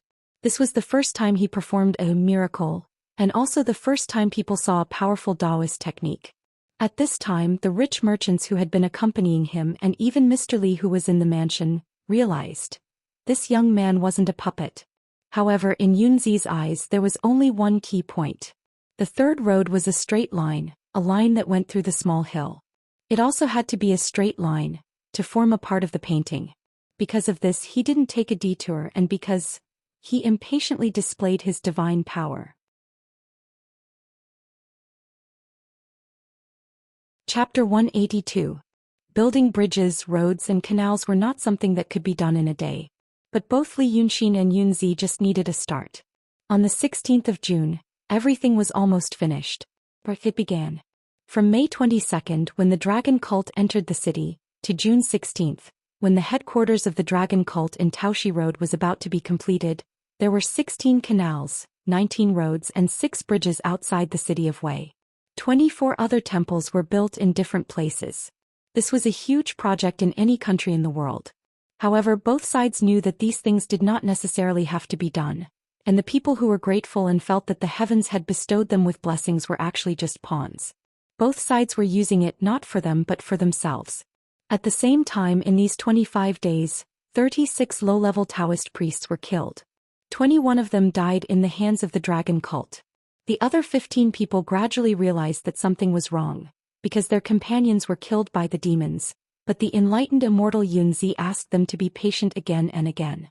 The demons kept attacking them and they had almost no means to protect themselves. These arrogant cultivators finally lost their pride, and suspected that Yunzi had ulterior motives.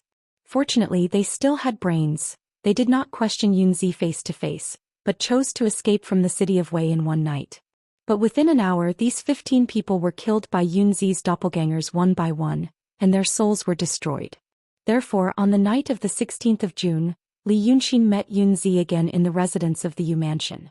The enlightened immortal seemed to be very satisfied, And he did not even use his spirit to transform into the real body, but his real body. Right now he was truly alone in the city of Wei. He was the only one left in the entire city of Wei of the Pill Cauldron sect of the Xianxia sect. The strange deaths of the cultivators had long scared the servants who knew a thing or two out of their wits. They had all fled to the Egret continent. Li Yunxin had nearly 10,000 followers in the city of Wei, and more than 500 people came to the main altar to worship every day, although many of them came because of the embroidery of the Qi made of silver foil. When they met again tonight, Li Yunxin was still leaning on the rattan chair and looking at Yunzi lazily. "Your people are all dead, yet you still dare to come and see me like this." Two boys transformed from flowers moved Master Daoist's seat, so that he could sit opposite Li Yunxin. Then Yunzi said calmly, "They didn't do much when they were alive, but they were more useful when they were dead. I have come to tell you about the sacrificial offering to heaven when the altar is completed." "It's a sacrifice to Shinryu." Li Yunxin snorted. "A sacrifice to Shinryu." Yunzi looked at him. "I hope that when you ascend the altar tomorrow it will rain. In this way your power will be increased and your followers will be more devout. The city of Wei is the center of Hejian land of the Daqing state. A heavy rain to save the people will be a miracle in Hejian land. It's much more reliable to spread the news from the city of Wei than from a remote place." Li Yunxin frowned and looked at him. "You are so kind." "It's a matter of mutual benefit." Yunzi said, "You will be the first god to show up in a big city and perform a miracle on a large scale. Then the Dao Tong will realize the seriousness of the matter. Then I will report the news of the cultivators being killed, and after the reprimand I will still be in charge of the city of Wei. Then the Dao Tong will send real capable cultivators, not the previous useless ones. At that time you will have to leave the city of Wei, but your story has been spread by those followers. Even the Dao Tong and the government can't get rid of those people's hidden thoughts.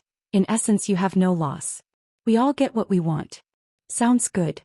Li Yunxin yawned. "Then it's settled. You can leave." Yunzi didn't leave. Instead he sat upright for a while. "The Lord Tongtian shouldn't be such a person. Is the Lord Tongtian trying to provoke me?" he asked. Li Yunxin squinted at him and ignored him. "It's good for us to live in peace." Yunzi said again in a serious tone. "If someone else came to the city of Wei he might not sit back and do nothing. I'm the best choice for the Lord Tongpan." Li Yunxin waved his hand impatiently. "Oh, got it." But Yunzi still didn't leave. He stared at Li Yunxin carefully for a while and frowned. "The Lord Tongtian's momentum seems to have weakened. Did he suffer some sort of injury that caused his cultivation level to drop? Tomorrow is a big event. We can't make any mistakes." Li Yunxin closed his eyes and kept silent for a while. Then he said only 4 words, "The secret method of the dragons." A warm smile appeared on Yu Yunzi's face and she finally flew away. After another 3 breaths, Lu Laodao came out of the room and sat beside Li Yunxin. Li Yunxin sighed. "He's going to take action. I'm here to see what's going on tonight." Lu Laodao just said, in a low voice. Li Yunxin waved his hand as if he was driving away mosquitoes. "Let's finish everything tomorrow." Under the acacia tree in the courtyard, the roots of an acacia flower trembled slightly and fell off in an instant. It was a rare cloudy day on the 17th of June. The sky was livid with heavy clouds. There was no wind. It was like a big steamer since the morning. But the people in the city of Wei didn't feel annoyed, because the clouds meant that it might rain. Many people in the city didn't do farm work. But in this day and age there were no real city people. They all knew something about crops. Besides, today was the day when the headquarters of the dragon cult was completed. Everyone was happy. It was not that everyone was a believer. They just knew that the dragon cult was generous and had the support of the Yu's mansion. On normal days they would give some money to the dragon cult. Today was an auspicious day. Therefore at the first light of day, some people came to Taoshi Road with their families to occupy a good place. The headquarters was not an altar but a temple. But this temple couldn't be described as a big temple. The foundation was deep and the platform was high. According to Li Yunxin's unique hobby, she has to climb 49 steps of white marble to get on the platform. If someone falls from the platform he or she will fall to his or her death. The platform was big and the floor was paved with green flagstones. The whole courtyard of the former Dragon King Temple of Lu Laodao was now just a main hall on the platform. The main body of the temple was covered with yellow glazed tiles. It looked magnificent. On a good day, it would even reflect golden light under the sunlight. Many people swore that they saw the Dragon God Temple in the Great Yi and the ruined palace in the city of Wei before it was burned down. Although their great-grandfathers were not born when the Great Yi was destroyed. But it was true. Li Yunxin asked people to build the temple according to the emperor's palace in his world. But the scale was reduced and only a main hall was built. Fortunately, the Daqing state was still clean. He used some golden glazed tiles so no one made trouble for him. Those who came early came to wait under the platform of the Dragon God Temple. When the auspicious time came, the dragon cult's leader would worship Shinryu on the platform. Maybe a lot of gold and silver would be sprinkled. But some people thought they came early. Others didn't leave last night. The weather was cool. They slept on the ground with their clothes. When the sky brightened, they were too hot to sleep. They started to chat. They talked about all kinds of strange things about the dragon cult. For example, someone saw the dragon cult's leader shoot out a golden light from his palm and split a mountain. In fact, people didn't believe it. People who heard it didn't believe it either. It was just like those folklores where someone met an immortal or was called by the king of hell to be a judge. But the people in the city of Wei had experienced several strange things. Although they didn't believe it, they were in awe of it. The more people gathered, the more rumors about the dragon cult's leader. After the morning, when it was almost noon, the divine dragon temple was almost surrounded by a group of thousands of people. Thousands of people didn't stand in a tight line. They were randomly scattered on the ground. Even the half-demolished Taoshi Road that had yet to be rebuilt could not contain them. The crowd squeezed all the way to Willow Street outside Taoshi Road. There were so many people. Peddlers also came to sell food, toys, and small things. Since he was waiting, he would eat something and look at the little things while waiting. The whole Taoshi Road became a hubbub of people. Some people in the city who didn't want to come also came to join in the fun after hearing that there was a market today.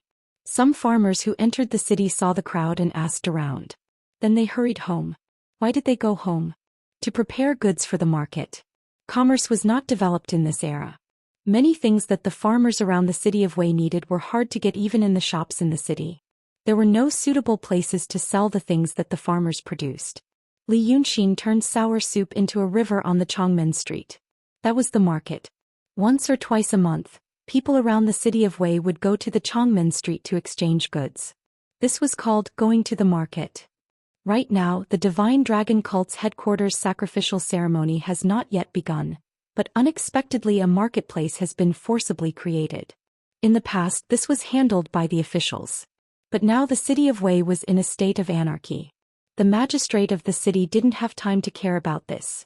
He couldn't order the bailiffs. Thus, when it was time for noon, there were more than 10,000 people around. There were so many people, and the topic of their idle chatter was always related to Divine Dragon Cult, so gradually the topic was related to that cult leader. And gradually, some people said they had seen the cult master before. When did they see him? It was a few days before the Dragon King showed his divinity and burned the wild mountain. Coincidentally, there was a peddler selling sour soup in the market. Hearing this, he slapped his thigh and said with gritted teeth, "That's him."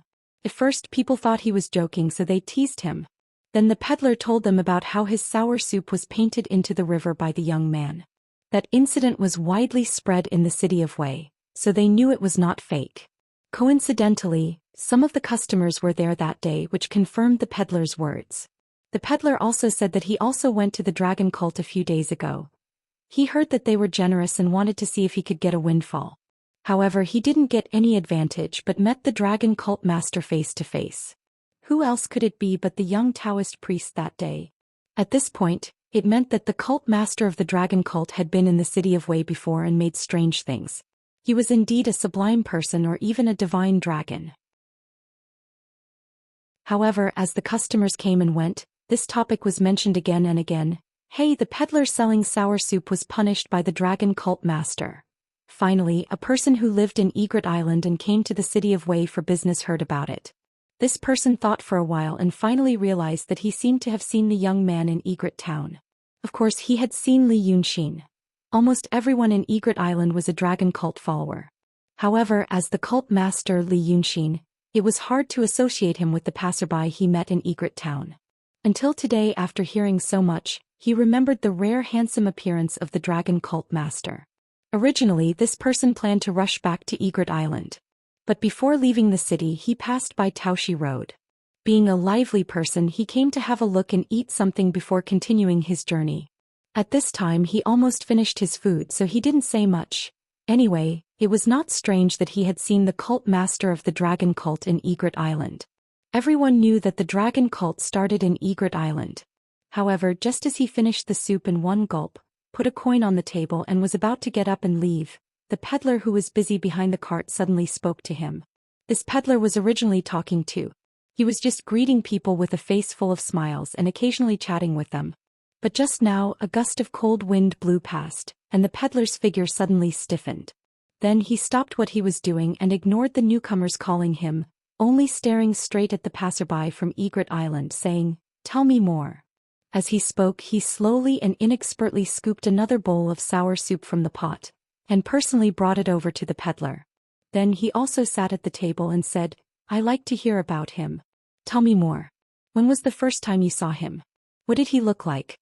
The passerby from Egret Island naturally felt that it was strange. But in any case, he was just a peddler, an ordinary person. Moreover, everyone was talking about the dragon cult master, so there was nothing to hide. Because of the bowl of steaming sour soup, he sat back down at the table and smiled. "Hey, about this matter, actually I'm not that hungry. It's for you," the peddler said with a smile.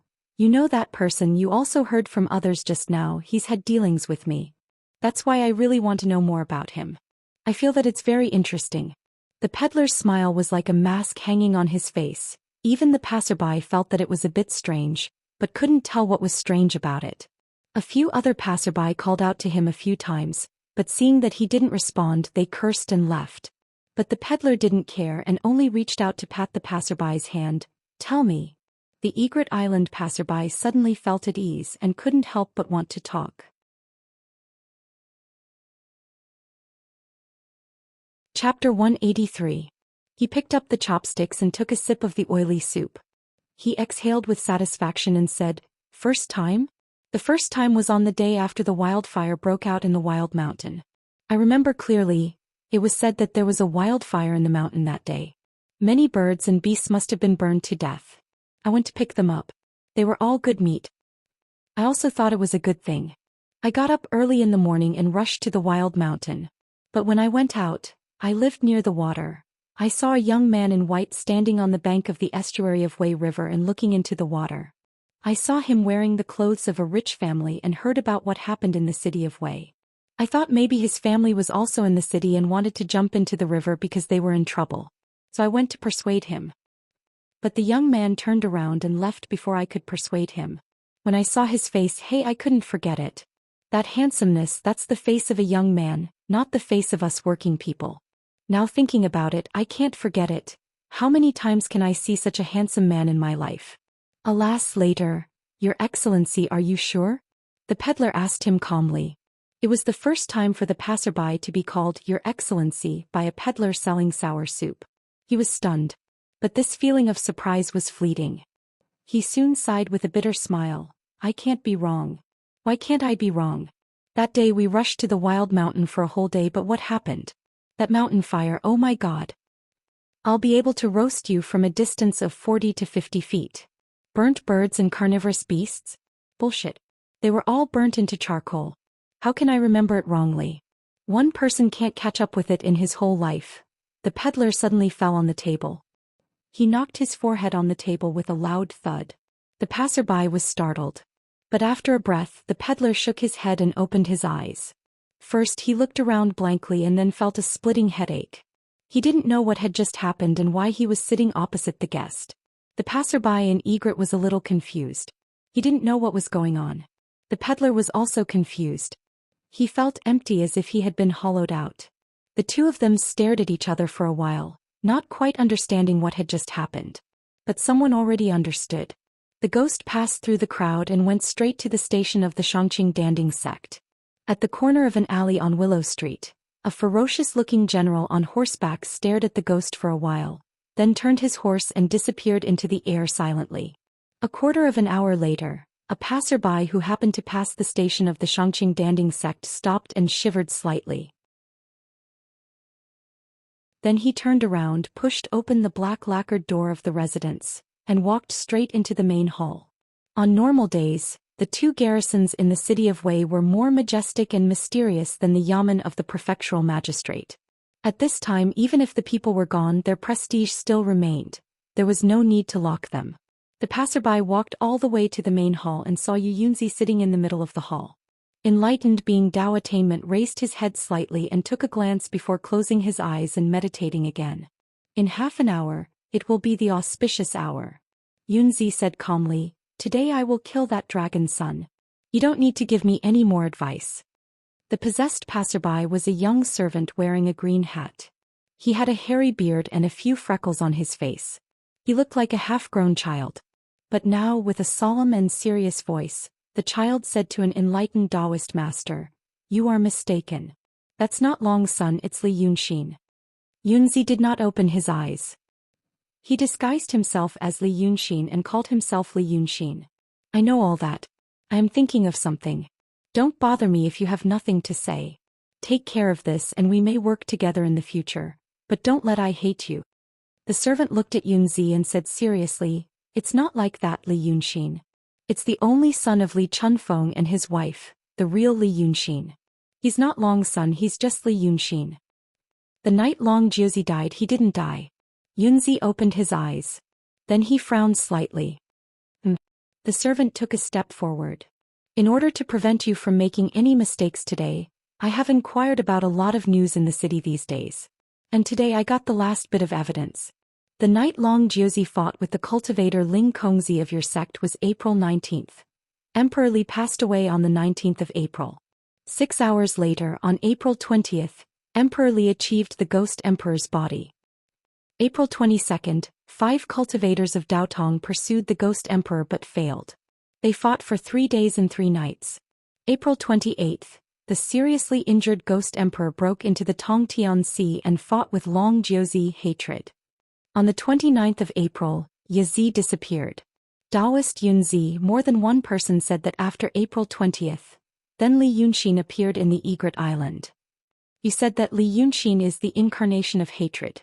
On April 20th, hatred was still in the Tongtian Sea. If he came to the Wei River and turned into Li Yunxin, how could he fight with the Ghost Emperor? After saying that, the manservant didn't say anything else and only looked at Yu Yunzi.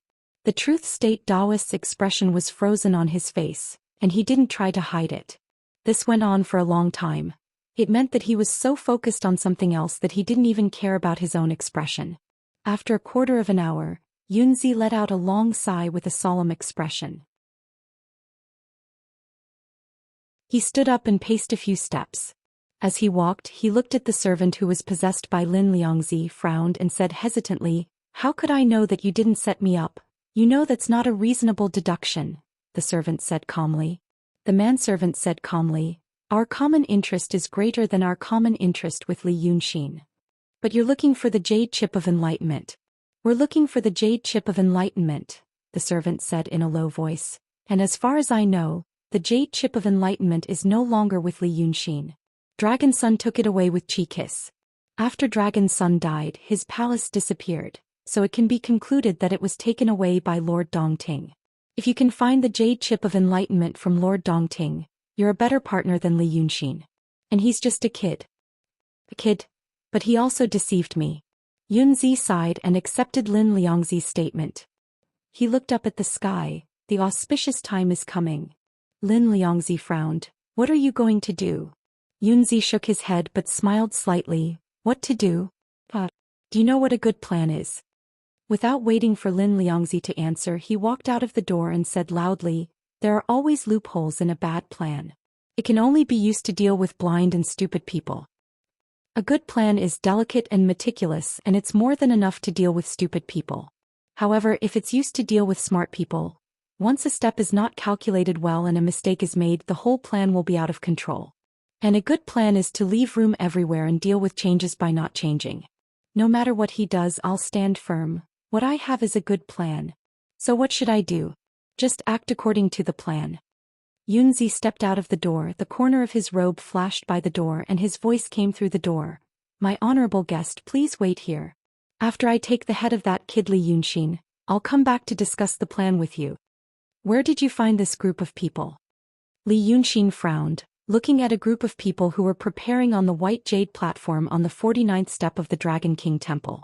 There were performers of gongs, drums, suona, eru and flute. There were men and women who looked like demons and ghosts, wearing red and green clothes. There were a lot of unknown brands of fans and ceremonial guards, and there were also some people who were wearing formal clothes but not formal clothes. Right now he was busying himself with a solemn expression. Well, it's the old system, Lu Laodao explained, children, Dragon King ceremonial guards and so on. Brother X, and look at the ceremonial officer in red, that's General Crab. Okay. Li Yunxin sighed. That means I have to talk to them later. Yes. These ceremonial officers are imitating the two groups of ministers in front of Lord Dragon King. Brother Xian is on the seat of honor. Where's the dragon throne? I'll go and urge. Li Yunxin was no longer listening when he said these words. He was looking elsewhere. They were standing on the platform under the red corridor of the main hall of the Dragon King Temple. The people below the platform couldn't see them, but they could see the sea of tens of thousands of people. It was a magnificent sight. Li Yunxin turned her head to look behind her. Then he waved his hand. There's no need. I don't think it'll last long. Lu Laodao was stunned, followed his gaze and saw Yunzi walking toward them. Anyone with a discerning eye could see the expression of the Taoist priest: curiosity, mockery and doubt. Go away. Okay. Lu Laodao didn't hesitate, turned around and walked away quickly. Yunzi didn't care about the Taoist priest's departure, his eyes were fixed on Li Yunxin in white. He stopped 3 steps in front of him and said, You're not hatred. Li Yunxin was slightly taken aback and then she smiled. Please recall. I never said I was. You're Li Yunxin. He smiled again. You remember, I never said I wasn't. Good. Yunzi squinted his eyes. I was fooled by you. Heroes come from the young. Yunzi snorted. Your sharp tongue, did you learn it from your late father Li Chunfeng?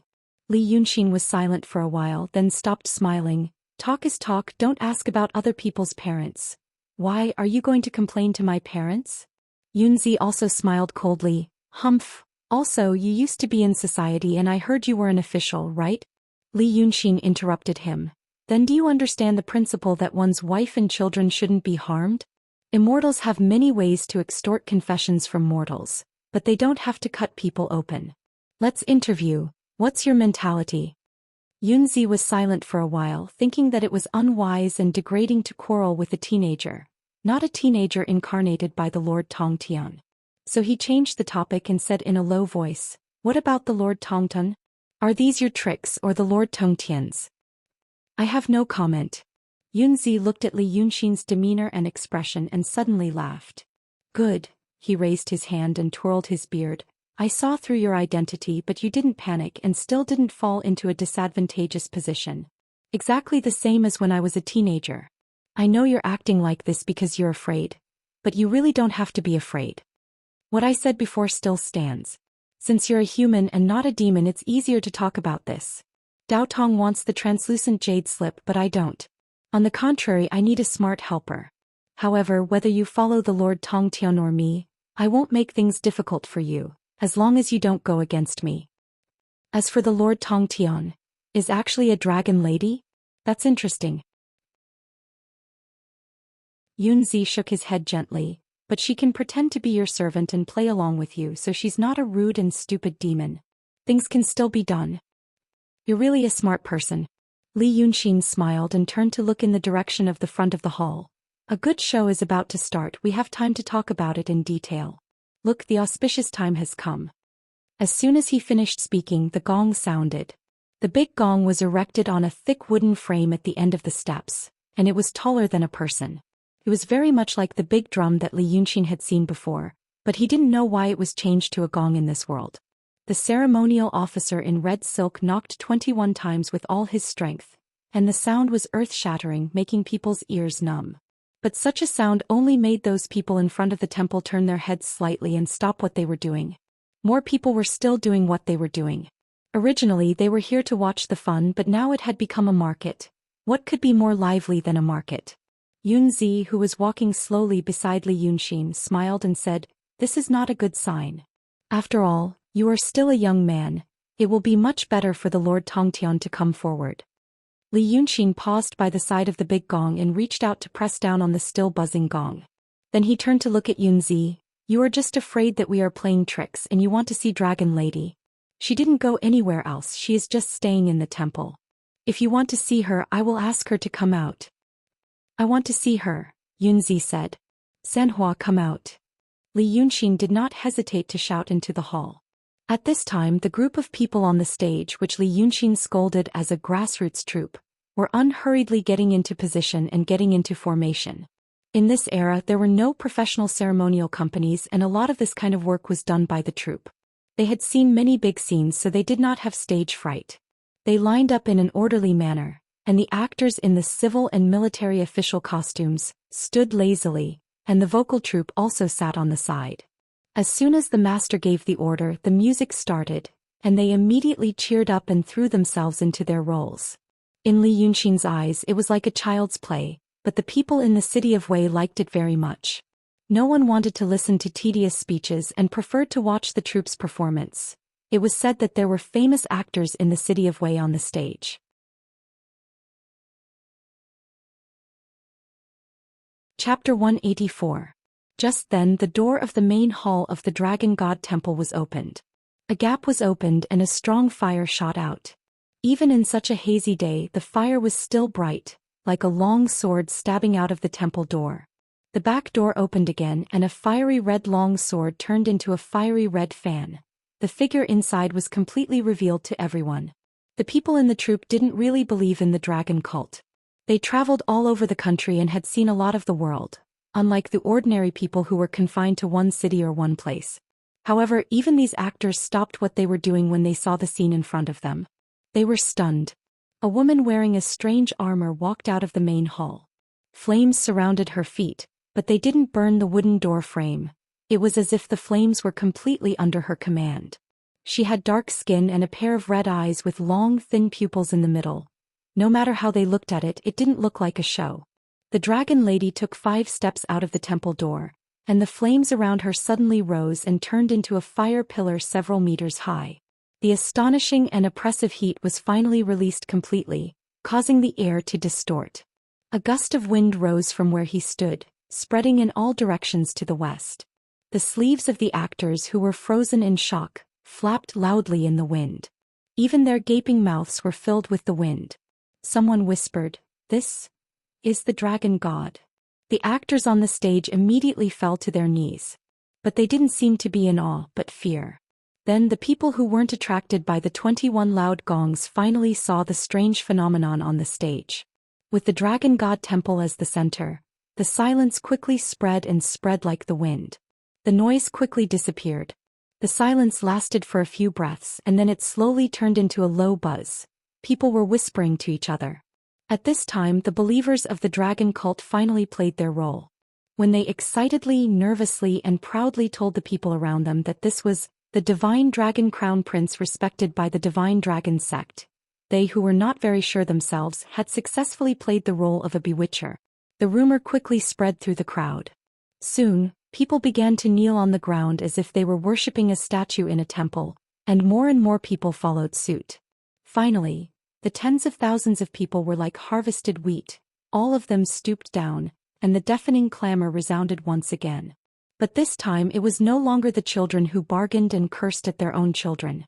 Instead they were praising and praising, expressing their wishes in fear and trepidation. Li Yunxin narrowed her eyes and looked down the stage. Look, this is the power of faith. Humans are the easiest to fool. Yunzi didn't seem to care about it. He looked at the performers on the stage and then at the people who were kneeling below the stage and looking up at the dragon lady on the stage from time to time. He said with slight mockery, "They can't see the real divine sense, but they like these superficial tricks. But you use this method to do this, it's really... I just like this kind of pompous, boorish and vulgar tone." Li Yunxin spread her hands. "I feel uncomfortable if no one praises me for a day." Yunzi smiled, ignored him and walked past him. A few days ago he saw Li Yunxin as a great enemy, but now he knew that he wasn't Dragon's son, and he thought that the Dragon Lady was hatred. So he shifted his gaze from Li Yunxin to the Dragon Lady. He walked past the actors who were kneeling on the ground and scolded them in a low voice for them to leave. The actors didn't know who this middle-aged man was, but seeing him talking to the dragon cult master, they thought that he was also a person of high status.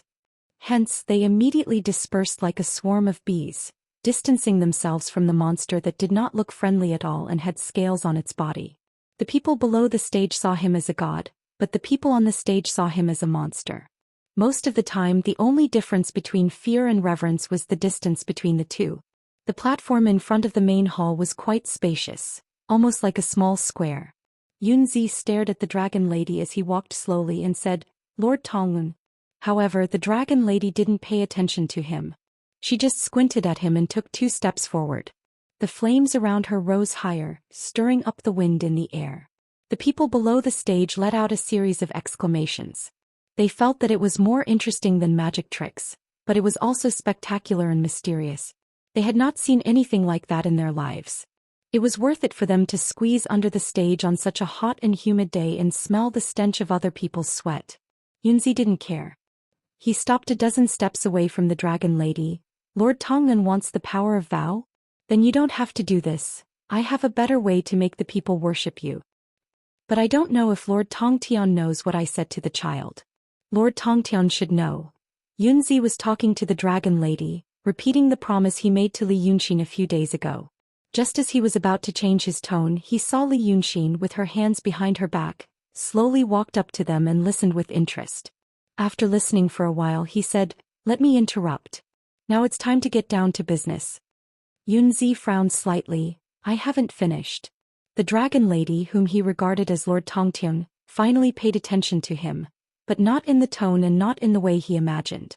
Instead she suddenly screamed, "Go away. Stinky Taoist. Don't stop me from showing my divinity."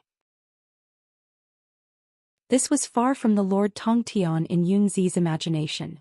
He thought that although he had seen through the plan, it was still a wonderful plan, and it could not be completely made by Li Yunxin.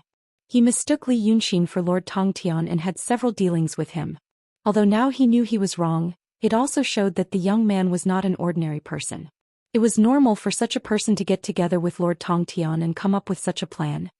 He thought that the young man was frivolous and rash, so there must be an experienced and prudent Lord Tonglun.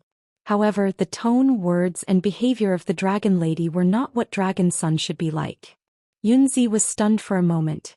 It was at this moment that a talisman in his sleeve suddenly jumped up and down in a frenzy, emitting a sharp cry that only he could hear. Taoist priest Dideo's expression changed, and he immediately threw away the doubts in his mind. It was a purple talisman. This kind of talisman was time-consuming and laborious to make, so he brought 2 with him. One had been used and now there was only one left. This meant that someone else within 1,000 miles had used a purple talisman, but this was not in his plan. Thus Yunzi smiled without batting an eyelid, snorted, turned around and walked straight to the back of the hall. Li Yunxin didn't care about him, walked straight to the front of the stairs and looked down at the people below the stage. He was silent for a while and suddenly raised his voice. "You all know about my dragon cult. You also know what my dragon cult has been doing in City of Wei recently. Then you should also know that my cult worships Dragon Sun Chiwen." When he spoke he used spiritual power, so his voice was loud but not harsh. There were thousands of people on Taoshi Road and tens of thousands of people outside, all heard his voice clearly. Some people outside couldn't hear clearly, so they asked the people in front, and gradually understood what he was talking about. Just this one thing. A person speaking on the stage and tens of thousands of people could hear clearly. This kind of thing was also a god's ability that made people sincerely believe in it. On the stage, Li Yunxin said again. "However, some people misunderstood, saying that our cult's Chiwen Dragon Son is the prince of the vast sea dragon palace. Before this we didn't clarify this matter. Now, on the day of the completion of the Dragon God Temple, we will tell the world who our cult worships, in case some devout believers go astray in the future." Li Yunxin's voice came from afar, into Yunzi's ears.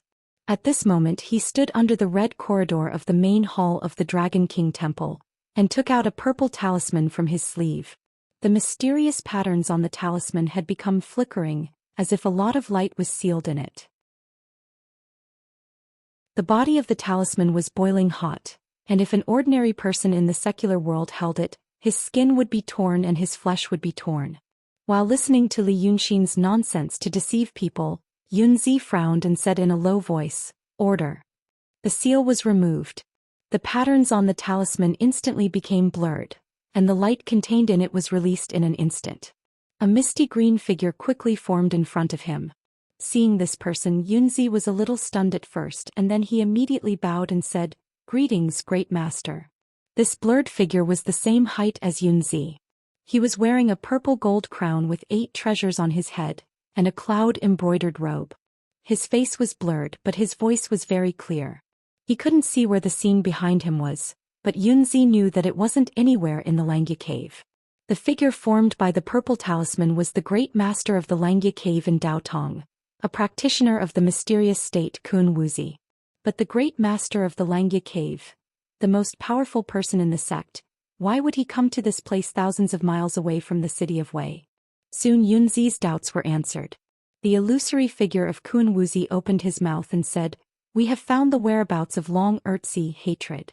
5 days ago we fought with him and now he should have entered the kingdom of Qing. This time I came alone, but Long Erzi hatred's cultivation has been recultivated to the perfect harmony state, and he is only 1 step away from returning to the mysterious state. This time, we of Daotong have decided to get rid of this great demon, so we have to leave quickly and keep a low profile so as not to alarm more great demons. Right now in the kingdom of Qing, there are only 2 practitioners above the realm of true state. I will go north, you go south, and we will intercept hatred together. We must not let him escape and cause more trouble." Yunzi's expression froze on his face and his heart quickly welled up. A feeling that even he didn't know how to describe. He had to clench his teeth so hard that they almost broke to pieces before he could forcefully suppress that extremely complicated feeling. He bowed to the sect master again and asked in a cautious tone, "Sect master, are you sure that it is Long Erzi hatred?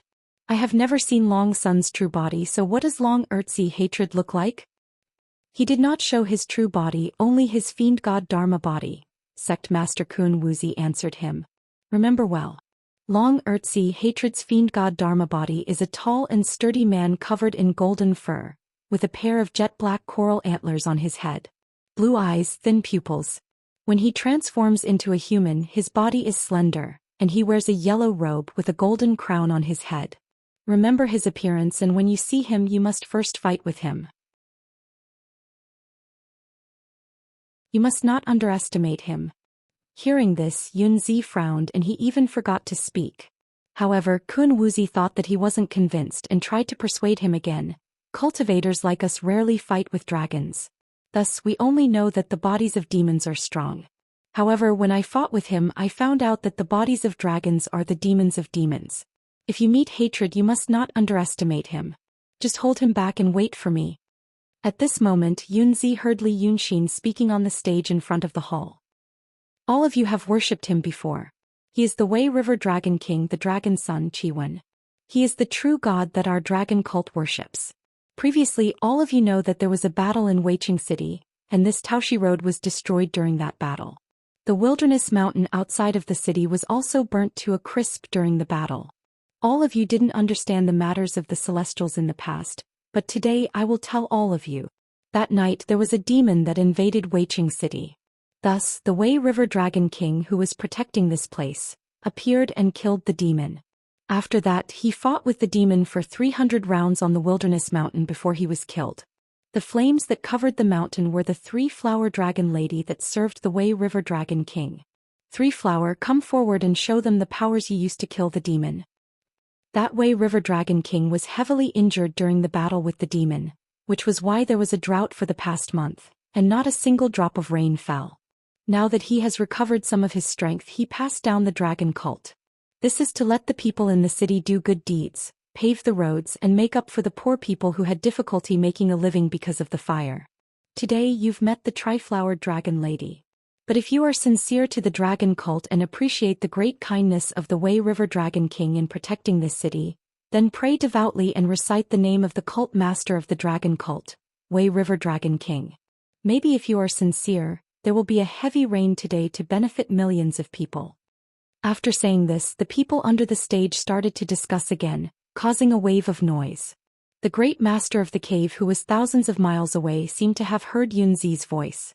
At this time he realized that the place where Yunzi was at was not ordinary. So he asked, "What are you doing over there?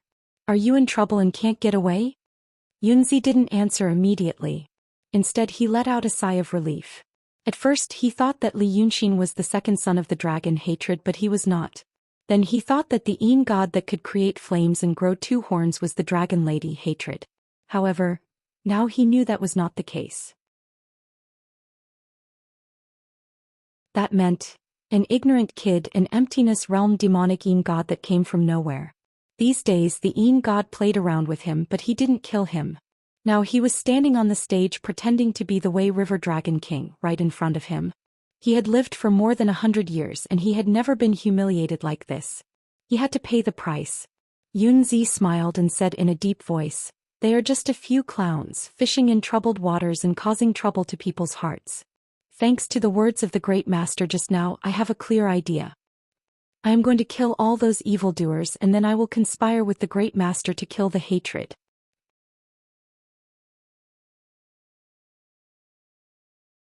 Chapter 185. At this moment the purple amulet burned out.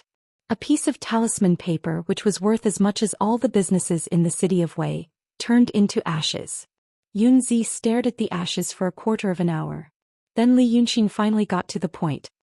"If you are not sincere, it won't work. If you are sincere, it will work. There are tens of thousands of people here today. But the ones who benefit the most from the rain are the farmers, not the people in the cities and towns like you. If those people are not here, how can the Dragon King send the rain?" Sanhua snorted sarcastically. That's right." As Sanzu, Li Yunxin hurriedly interrupted her. "Before noon today, if the farmers outside the city of Wei come to the city and sincerely worship the Wei River Dragon King, then there will be a heavy rain before sunset today. And it will bless the land along the Wei River with good weather." Speaking of this, the people under the stage finally came to their senses. Those who were originally in the front row were the bold ones who got up early and wanted to take advantage of the situation. Now hearing Li Yunxin's words, someone finally couldn't help but raise his head and shout to the stage, After saying this, are you going to pray for rain?" As soon as he said this, the surrounding group of people came to a sudden understanding and became excited. There were Dragon King temples everywhere, and sometimes people would pray for rain. However, praying for rain was very different from worshipping the Dragon King spontaneously. It needed to be sacrificed. Not fruits or 3 animals, but human sacrifice. Human sacrifice had been strictly forbidden by the imperial court, but it was still practiced everywhere. Because most of the time it was really effective. Cultivators and Yin gods all knew why.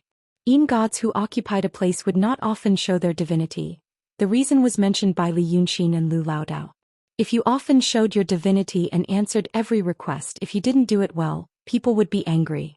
This was called, the heart is not satisfied. Only when you occasionally gave those ignorant people some benefits would they carefully worship you. However, most Yin gods preferred human flesh and blood. Man was the spirit of all living things. Even the Yin spirits had to transform into human form in order to improve themselves. Therefore they had an innate obsession with things like human flesh and blood. However, they were afraid of being eaten by others. Some of them were brave enough to eat in secret, while some of them were cowardly enough to endure it. Only the great demons of the true state and above were not afraid. However, the people of Daotong didn't care much about sacrificial ceremonies. Some cultivators who roamed the world would interfere, but Daotong and the imperial court did not oppose it. Because this was a tradition. Such a thing had existed since the beginning of humanity, and it was deeply rooted in people's hearts. Sometimes forcing it would make the ignorant people unhappy. The government did not advocate or oppose it. There were even some officials who believed in this and would bring out prisoners who had already been sentenced to death by the imperial court to be sacrificed when the local area was really dry. For a death row inmate, this was a benefit. A life that was supposed to be lost was taken just like that, and his family would be compensated. The city of Wei was an enlightened place.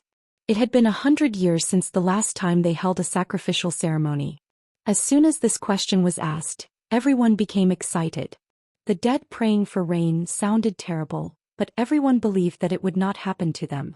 They all thought that the city of Wei was a rich and prosperous place. At least in broad daylight they would not drag people onto the stage and kill them. They must have taken people from the prison of the government. Since it was a death row inmate, he deserved to die. But this was not in Li Yunxin's plan. He was not afraid of killing people, but he did not like to kill people for no reason. It would dirty his clothes and offend some people. He smiled slightly. The rain is required. But the human sacrifice is also required. Another voice interrupted him. His voice was equally loud and clear, reaching everyone's ears. The tone was soft and warm, which made people feel comfortable. Yunzi walked over with a mysterious smile on his face. Every step he took covered a distance of dozens of feet. Soon he came to Li Yunxin's side.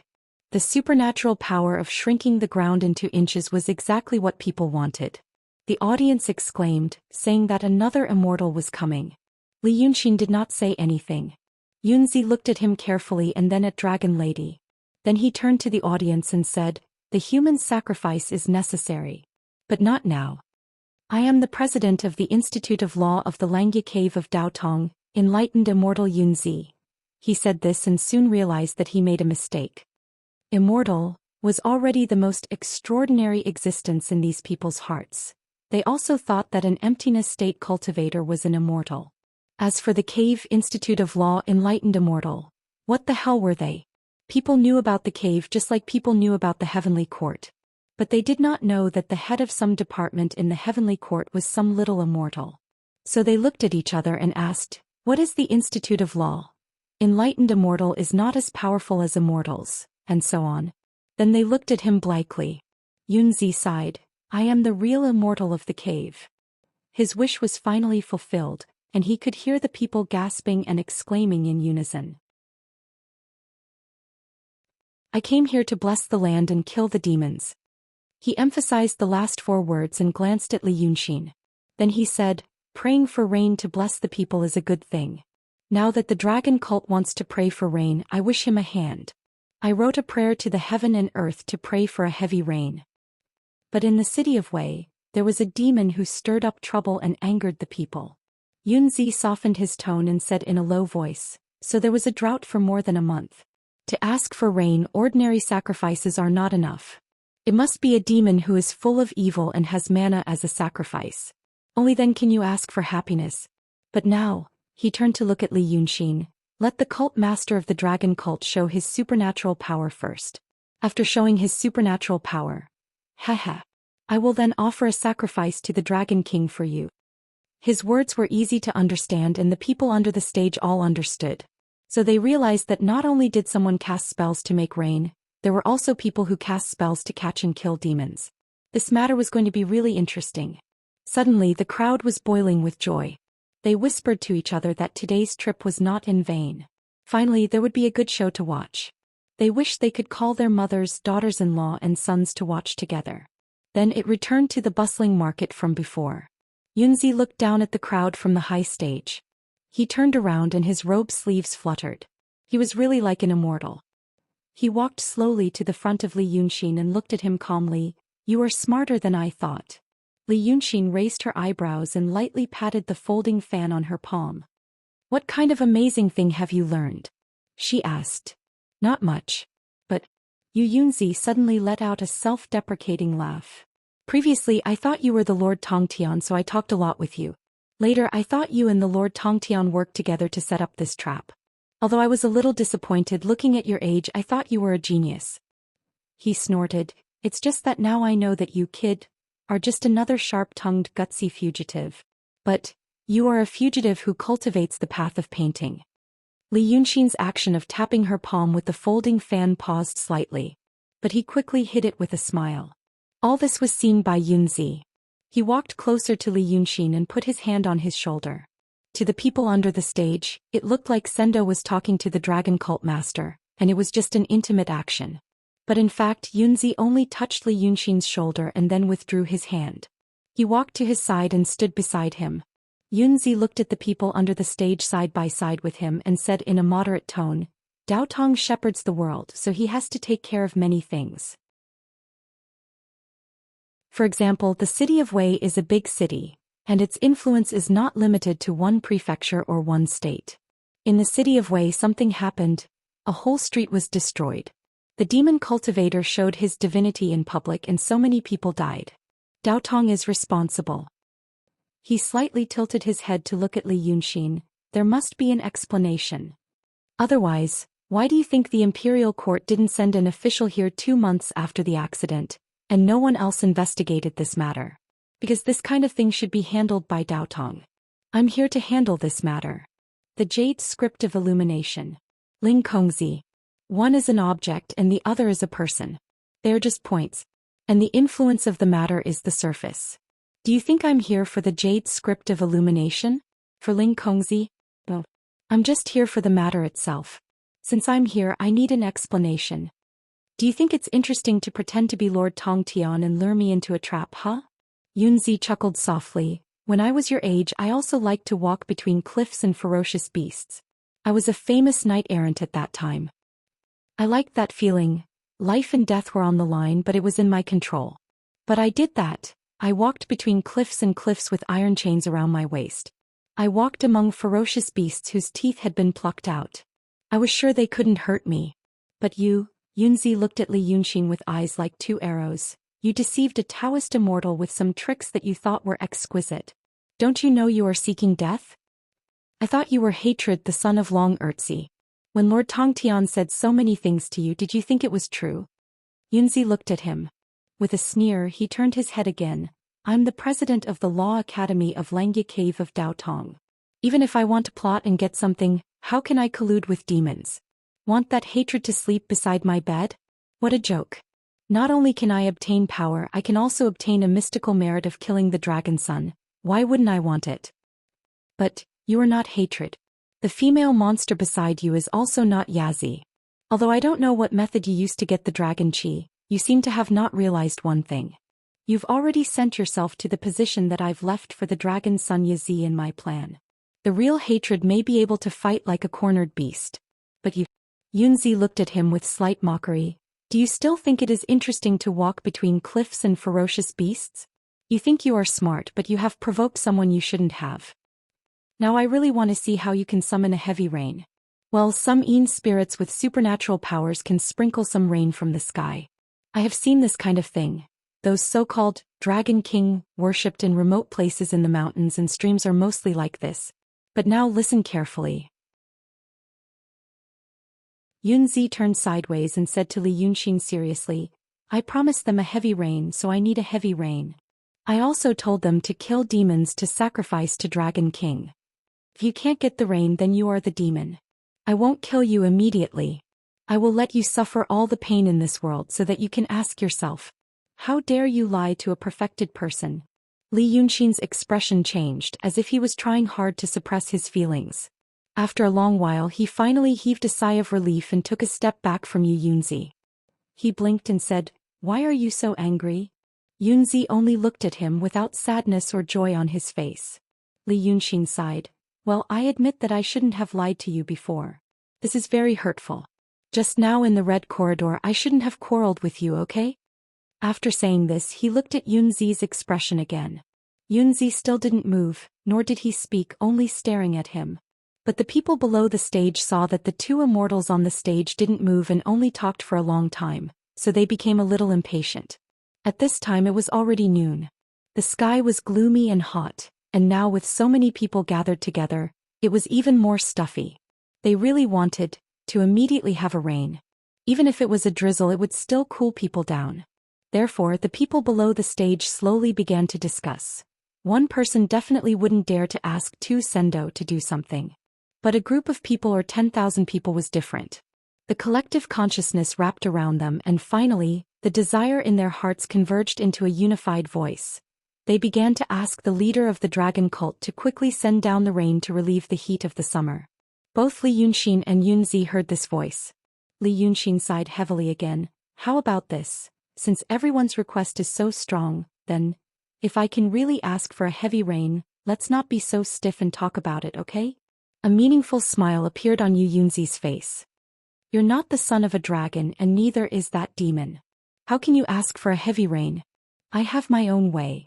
Li Yunxin spread out his hands. So it's settled? Yunzi smiled even more happily. Then it's settled. Li Yunxin immediately turned around and directly raised his voice. Then I will give you a rain. After he said that, he reached into his sleeve and took out a magic brush. Then his robe sleeves surged as if suddenly filled with strong wind. The magic brush in his hand seemed to become extremely heavy at this moment, and it took all his strength to move it in the void. It was as if this brush was affecting the fate and spiritual qi of the whole city of Wei and even the entire Wei River in. So, you want to use the whole painting array outside the city plus the power of faith of these people and those people outside the city, to draw a rain from somewhere else. Yu Yunzi suddenly spoke from behind him. His voice was cold as if it was cut by a knife. Building bridges, paving roads, building righteous canals. These are used to deceive people and today it comes in handy. It's a good plan. But why do you think I asked you to kill the 36 cultivators? Do you really think it's just to give me an excuse to get the power of Dao Tong?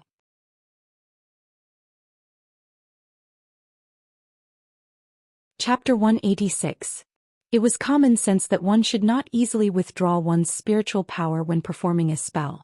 That was because the unformed painting array or book array was like a pool that contained turbulent spiritual power. Now an opening was made in the pool, and a thin magic brush was used to stir a certain key point. The original balance was disrupted and a new balance was formed. Finally, the spiritual power flowed into a system and became a circular array. This was the finishing touch. The finishing touch of an ordinary painting really only needed one stroke. But now Li Yunxin was controlling the big array using the city of Wei and the land outside the city of Wei as the painting paper. It was not that easy to finish it. But he could not stop now. Once he forcibly stopped, the backfire would not just be the spiritual power of a painting, but the spiritual power of hundreds of thousands of people's yang-qi and faith.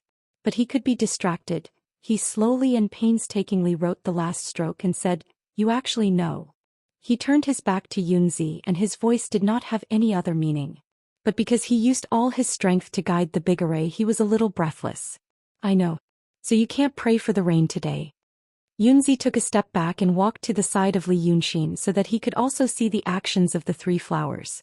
You used the painting array to pray for rain and then the power of wish skyrocketed. As for who the power of wish was given to, maybe it was not the demon I thought. But it doesn't matter. Your plan is a series of plans and so is mine. Enough of the drama. It's time to get down to business. Yunzi said this and took 2 steps back. But he did not make a move and only quietly looked to the northwest. Suddenly, a stumbling figure appeared in the crowd. She turned out from an alley wearing a ragged Taoist robe and rushed around. She was a little far from the high platform so it was not clear what she was shouting. But everywhere she passed, people showed panic and hesitation on their faces, and looked directly at Li Yunxin on the platform. It seemed that it was a female Taoist. She attracted the attention of many people nearby, and they all made way for her. Because she was covered in blood and her clothes were torn, revealing the wounds underneath. It wasn't a sword wound but rather a bite from a ferocious beast. Ordinary people could not tell the difference between the 2 kinds of wounds, but they were all stunned by the blood on her body. It was not every day that they could see such a seriously injured person running in public, and the content of her shout was even more appalling. "The one on the stage isn't the Dragon King but a demon. It wants to kill all of you and refine you into Yin spirits." The crowd didn't really understand what "to refine into a ghost" meant, but they heard the first 3 sentences clearly. However, even though the wounds on this woman's body were frightening, her words were too shocking. For a moment, people only regarded her as a lunatic and no one was willing to touch her. In this way there was no one to stop her and the woman actually rushed all the way down the stage.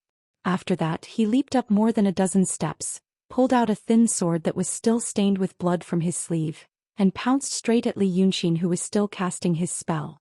The crowd below the stage immediately let out a burst of exclamations, as if there was a sudden storm. At first they thought that she was a madwoman but now that they saw her skills she was clearly a kung fu master. The light of the sword went straight for her face. Li Yunxin didn't move and only shouted, "Stop her." As soon as he finished speaking, Sanhua, who was behind him, rushed forward, just like how he killed the 2 cultivators that night. With just one palm he shattered the thin sword in the female Taoist's hand. Another palm went straight for the female Taoist's face. The raging flames in the air whistled, and it seemed that the female Taoist's head was about to be smashed into pieces. At this moment Yunzi, who was standing on the side and watching coldly, shouted, "Stop!" Then with a flash of golden light, he waved his sleeve and forcibly pulled the female Taoist, who was covered in blood, from the raging flames of Sanhua's palm to him. Sanhua made a sound of annoyance, but then she heard Li Yunxin shout in a low voice, "Enough. Step back." Dragon Lady stared at the female Taoist for a while with dissatisfaction, and then looked down the stage. The act of breaking the thin sword with one's bare hands was simply too exciting, and the crowd below the stage was watching with great interest. Seeing that the female Taoist was saved, there were still a few people who sighed, unsatisfied. Why didn't they continue fighting? But then they saw Yunzi help the female Taoist to stand steadily, and after looking up and down he exclaimed, "Taoist friend Qing Fuzi? How come it's you?" "There's a change in the city." Qing Fuzi held his arm, looked at Li Yunxin and gnashed his teeth. "This person is not the Dragon King but a demon. They have refined a group of ghosts inside and outside the city of Wei, intending to turn the city of Wei into a land of death."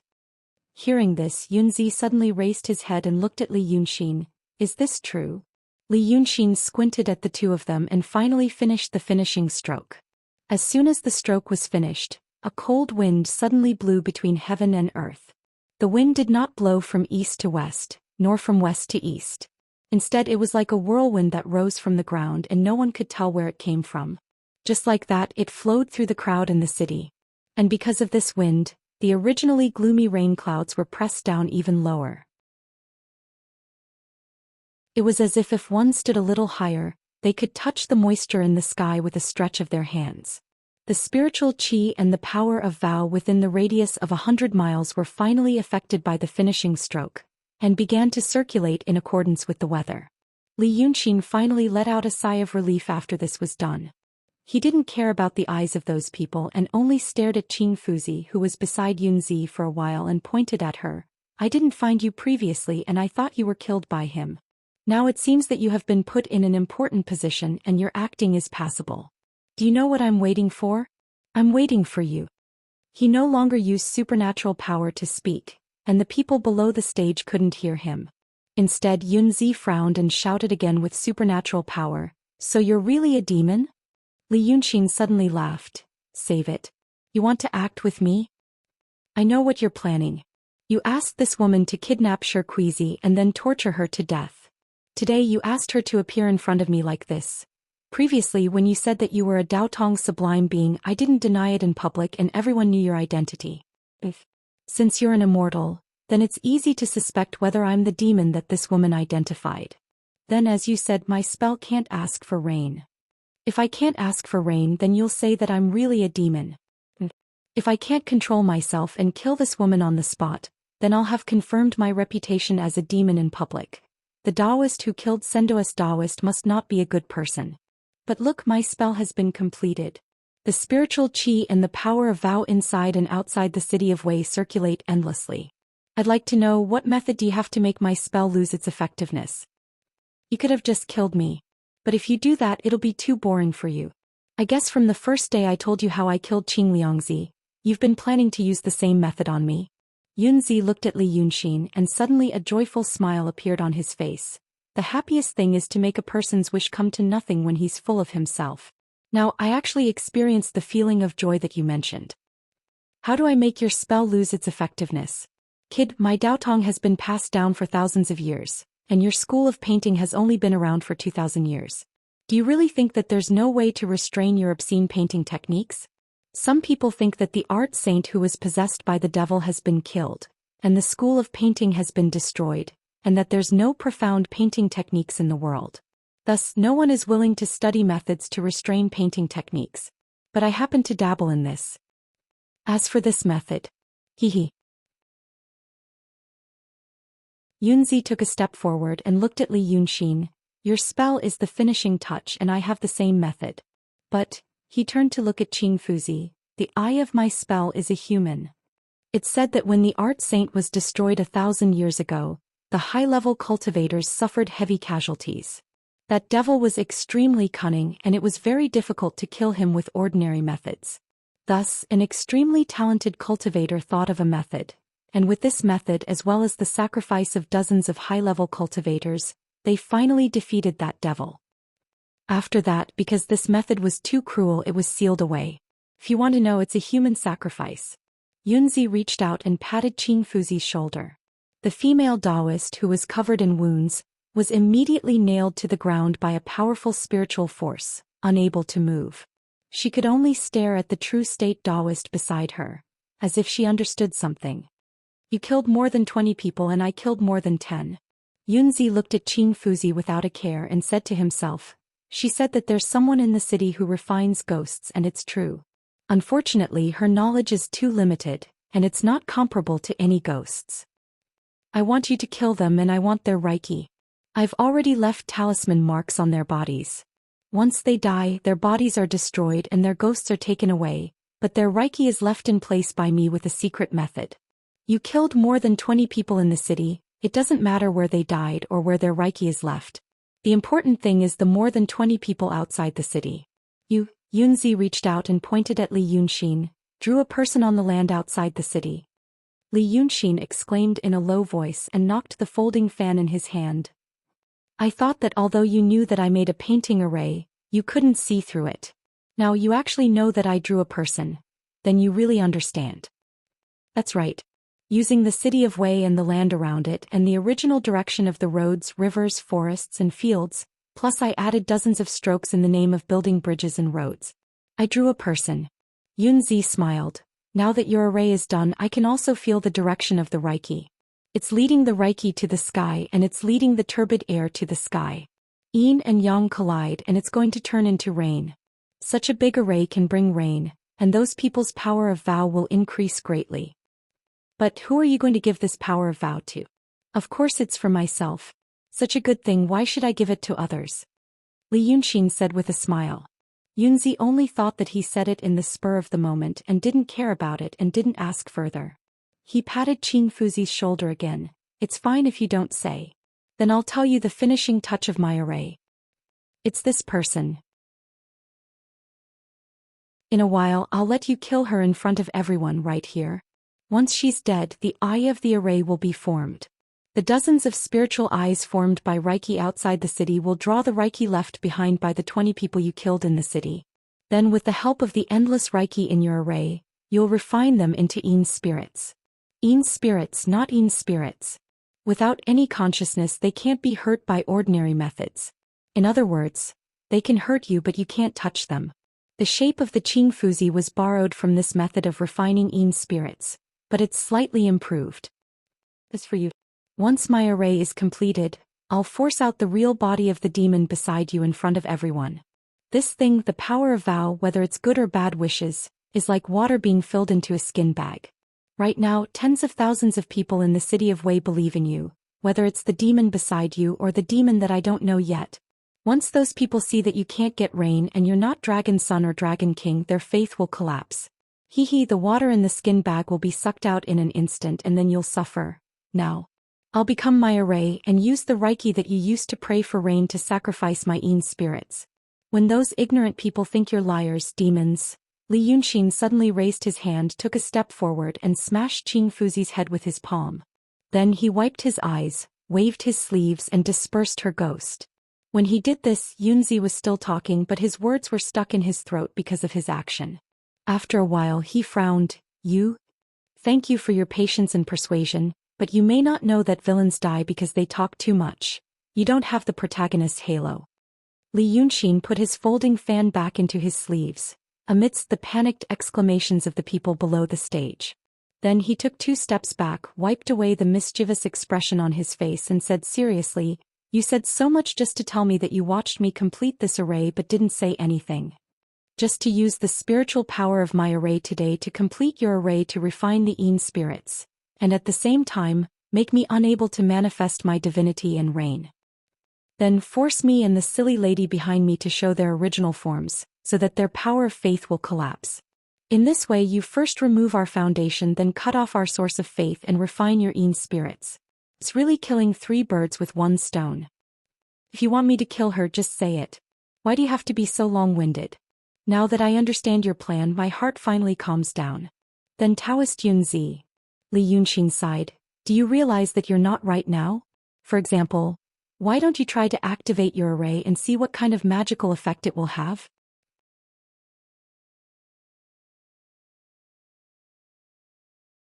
Chapter 187. You're bluffing. After hearing his words, Yu Yunzi did not hesitate at all. He immediately pressed his hand down. A cloud of green gas appeared where Qing Fuzi died, and at the same time he let out a sigh of relief. Then the green gas shook slightly and turned into a slender human figure without facial features, with slender limbs and a short torso. Its head was like a green candle flame that was about to be extinguished in the wind. In just a breath's time, the human figure had grown to the height of 3 Li Yunxins. It stood shakily and looked down at the two of them. Yunzi took another step forward and growled, "You think I don't know you have other tricks up your sleeves? But it's too late." He suddenly raised his hand high, his sleeves fluttering in the wind caused by the formation. "Where is the gang god?" As soon as he finished speaking, 36 green lights with black gas shot up from inside and outside the city of Wei, piercing the firmament. The people below the stage couldn't see this scene, but in the eyes of Li Yunxin he was horrified. Originally the sky was covered with heavy rain clouds. But now the 36 spirit gang god formed by the spiritual qi of the dead Taoists pierced into the clouds, and the rain clouds underwent a terrible change. In the eyes of cultivators the clouds were no longer gray but dark green. The wind between the heavens and the earth was no longer whistling. Instead it was countless tiny shrill cries. "Why did you kill me? You must take revenge. You died an unjust death." These were the words left behind by the cultivators before they were killed. The resentment of the nether spirits quickly seeped into the spiritual qi circulation in the formation drawn by Li Yunxin, like poisonous vines reaching into the human body along the blood vessels and meridians. And in a sense what Li Yunxin drew was a person. The resentment of the nether spirits did enter the body of the person. But it was far from being able to completely occupy and erode the spiritual qi in the formation. After all, the spirit qi was based on the faith of tens of thousands of people. The faith of these people below the stage was the source of the spirit qi of the formation. Of course Yunzi understood this. He used 2 breaths of time to say 2 sentences and do 2 things. Li Yunxin, on the other hand, seemed to have been frightened by this situation, and he also took 2 steps back. He stared at Yunzi, then looked at the confused people below the stage who had no idea what was happening. He pointed at the Taoist priest and shouted, "Impossible! The spiritual energy of this formation comes from the faith of the tens of thousands of people in the audience. As long as their faith is not extinguished, you can't do anything to my formation. You can't do anything to my array, but I can ask for rain. I've begged for rain and there's nothing you can do unless you can."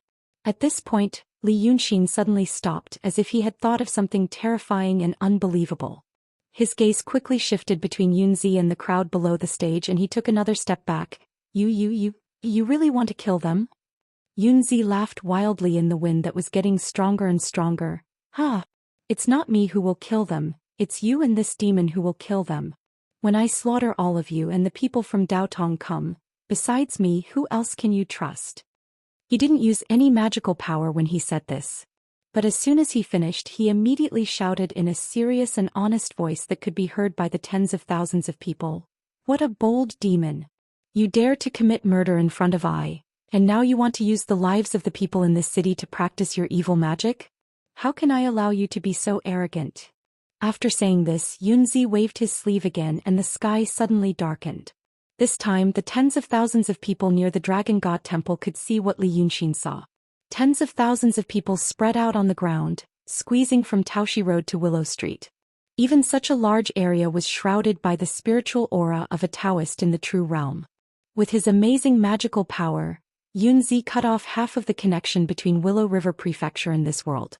When passers-by outside this area looked in, they still saw the gloomy sky, the rain clouds that seemed to be within reach, and the people who were watching the Dragon God Temple from afar. However, once he stepped over the dividing line he would never be able to get out again. What he would see would be dark clouds covering the sky, 36 towering pillars of greenish-black light between heaven and earth, and terrifying clouds that looked like poisonous clouds in the sky. His ears would be filled with resentful roars, the mournful wails in the wind, and the stuffy air that would pour into his body, making it difficult for him to breathe. Once he was frightened and wanted to escape, he would find that no matter how fast or how hard he ran, he would always be at the same place where he came in. The ordinary, stuffy and mundane world outside was just within reach. But he couldn't escape. This kind of despair was even greater than the previous fear. Everyone's first reaction when they saw this scene was to escape. This scene, the words of the Taoist, and the intense fear that was derived from the Taoist's human aura urged them to escape. Escape with all their might. Thus, without any magical power or method, a terrifying death began to spread among the tens of thousands of people. Squeezing, trampling, fighting, and finally people gathered at the boundary of this area. Wave after wave of people hoped to rush out, but their lives ended here. If one looked down from the sky, they would find that after a quarter of an hour, this area had almost turned black and red. And a circle of even more distinct bloodlines surrounded the Zhou field. Almost no one within the circle survived. Li Yunxin looked at all of this, dumbfounded. After a long while, he turned to look at Yunzi. "You, this way, the qi of resentful spirits is enough." Yunzi raised his head slightly and let out a long breath. 8,000 years ago, this formation killed the art saint who was possessed by the devil. Now I have recreated this formation. At that time, it was 108 profound realm cultivators that were refined into Yin spirits. Now I only use the 36 celestial stars to refine divine Yin spirits. At this time you should really understand what I mean. Do you really think that I came here for that Ling Kongzi, for that jade scroll of enlightenment? Yunzi turned and walked slowly to the edge of the platform, looking down at the blood and flesh on the ground. Some people did not die but only suffered serious injuries. Some people saw that the situation was not good and hid in the houses, escaping the disaster. But such people were only 1 or 2 in 1,000 out of the tens of thousands, only a few hundred people. There was a dying person below the platform who saw Yunzi's figure and stretched out his hand with difficulty from the pool of blood, shouting for Sendo to save him. Yunzi looked at those people and sighed with a compassionate expression. He stretched out a finger and killed them one by one as if he was crushing ants. While nodding, he said, "I want to stay in Wei City and hold power. Not only you, but that Long Erzi's hatred is also not enough. Even if he's not injured, a profound realm demon is already a threat. Why should I stay here instead of getting rid of him? So he can't. The real opponent is that old thing, Lord Dongting. After Yunzi killed all the people below the stage, she didn't bother about the people hiding in the houses. He just put his hands behind his back and looked up at the green clouds in the sky, sighing in the strong wind. That old thing turned into a human 3,000 years ago, and was imprisoned in Dongting 2,000 years ago. After Long Sun came out, people's eyes were fixed on Long Sun and those restless big demons. How could they know that Lord Dongting is the terrifying opponent who holds the greatest secret in this world? And because of that secret he watched Chiwen die. My array is done, so I will use it to fight against that old thing. See what he is guarding. Yunzi turned his back to Li Yunxin. He didn't care about him and that dragon lady at all. He had seen through all the opponent's plans. He also knew that there were 4 demons with him. Those 4 demons were outside the city.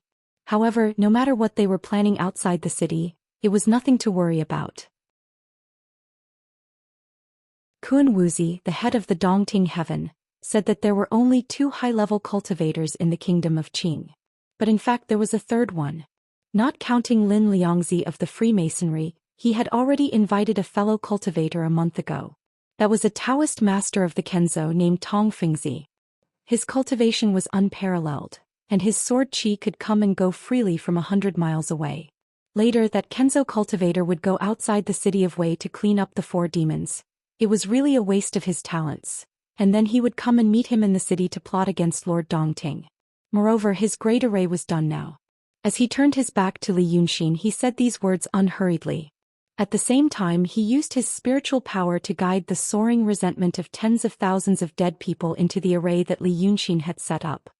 He let his spiritual power run along the meridians of the array's spiritual qi flow, and let the resentment he guided slowly erode the spiritual qi in the array until it was completely replaced. Slowly, he realized that this array was really exquisite. The points and knots he set up were all decent and had the demeanor of a master. That Li Yunxin used the canals, roads and various points to draw a person on the vast land of the city of Wei. Not only was it a human shape but he also arranged the meridians within. This kind of technique and vision could be considered a genius of the present age. His array was getting stronger and stronger. Finally, in 6 breaths' time, it completely expelled the spiritual qi in the array that Li Yunxin had set up and used it for his own use. Now, the city of Wei and the land within 100 miles around it are all under the control of my array. Yunzi looked up to the sky and let out a long sigh. It is said that the art saint who was possessed by the devil was good at using arrays. Therefore, this nether spirit array is the array of Li and Tao Jiang, using resentment to replace spiritual qi. No matter how exquisite your array is, it will eventually become mine. I can command it like my own arm and it will be easier than you to control it. This is the combination of the person and the array and it will form its own territory. So now Yunzi said as he slowly turned around.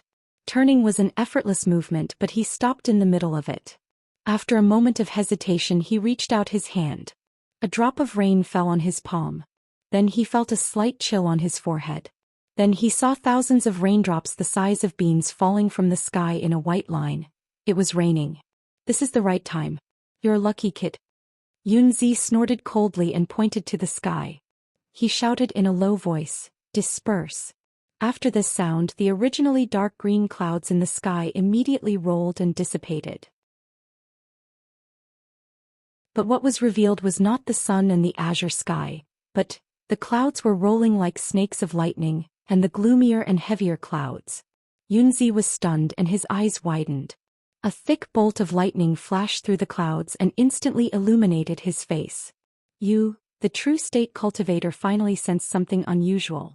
He turned around abruptly and was stunned again. The person standing behind him was no longer the white-robed Li Yunxin. Instead it was a tall demon god. His body was covered with pale green scales, and his neck was covered with a thick snow-like mane. A pair of ferocious red horns stood upright, and his head was slightly lowered. With a cruel and mocking expression he stared at him with a pair of golden eyes. And the dragon lady behind him was nowhere to be seen. "It's not the right time, idiot." The demon god stretched his back and the scales on his body clanked, as if countless sharp blades were rubbing against each other. He seemed to have been restrained for a very long time and endured for a very long time. Now he could finally do something freely, so even his tone, smile and action seemed wild and arrogant. "That's me summoning the rain." As he spoke he raised his left hand. In the center of his palm a cloud and mist curled up, and in the cloud and mist, there were hair-like tiny lightning bolts rolling. It was as if the lightning and clouds in the sky had all shrunk into his palm. The heavy rain had formed and Yunzi's hair was drenched. But his wrinkle-free Taoist robe was not wet at all, which made him look very strange. He took 2 steps back, looked up at Li Yunxin and said in disbelief, "You are really hatred. How is this possible?" No, you are not hatred. Listen carefully. This is something that will soon be known by the world, but you may not be able to wait until then. But since you have been playing with me these days, I will tell you in advance so you won't be a muddled ghost. The demon god bent down slightly so that he could stare into the eyes of the Taoist in the truth state. Hot white mist rose from his mouth and nose and he said to Yunzi, "I am not hatred. I am the Wei River Dragon King Li Yunxin. Today after I kill you, a Daotong truth state cultivator who has entered the evil path and saved the people of Wei River, the world will know my name." Yunzi stared at him for a while and suddenly became furious. A sense of humiliation and disappointment after his plan failed rushed into his head. Even with the cultivation of a Taoist enlightened master he couldn't get rid of it completely. Because his hard work for more than a month was dissolved just like that. By a demon. "It's too early for you to be happy." His Taoist robe suddenly swelled up, and a shocking amount of spiritual qi filled his body. There were even bits of golden light dancing around his body. "You are the Qi One of the transcendent state. I can kill you like killing an ant." You're tuning in to the Zhou Xian's Legacy YouTube channel. Don't forget to subscribe and join us on this journey to catch the most captivating stories.